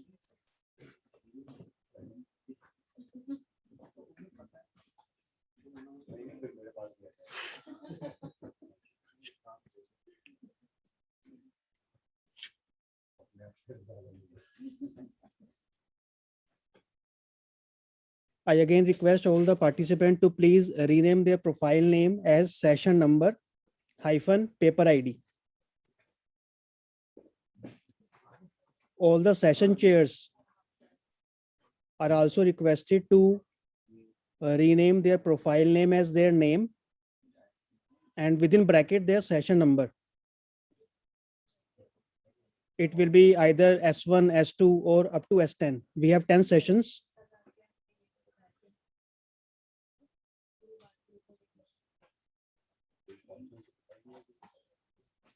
The participants have started to move in their rooms. If you are assigned, you will get a notification to move to a particular room. Please accept that notification so that you can automatically shift to your respective room. If due to network problem, you are out from your room, then you can easily see on your Zoom that breakout rooms, and you can automatically move to a respective room.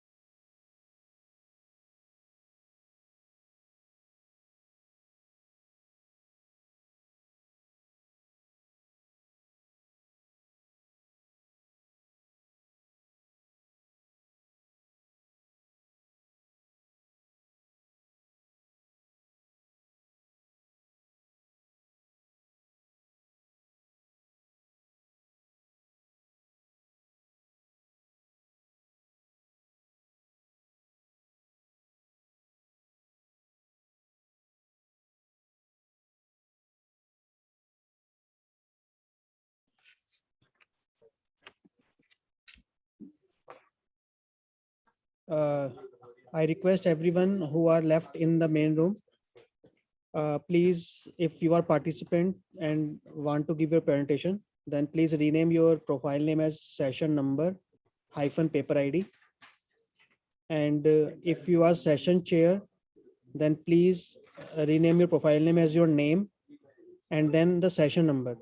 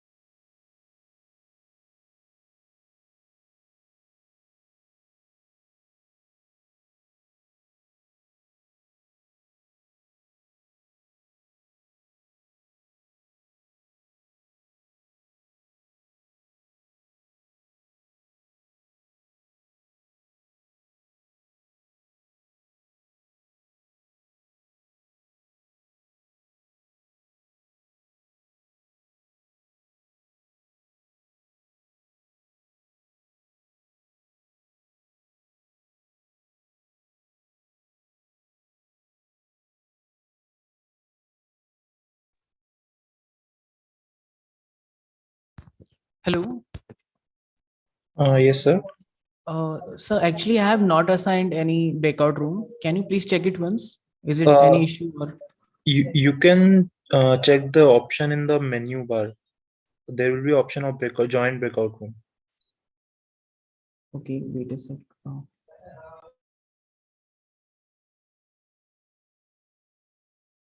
Okay.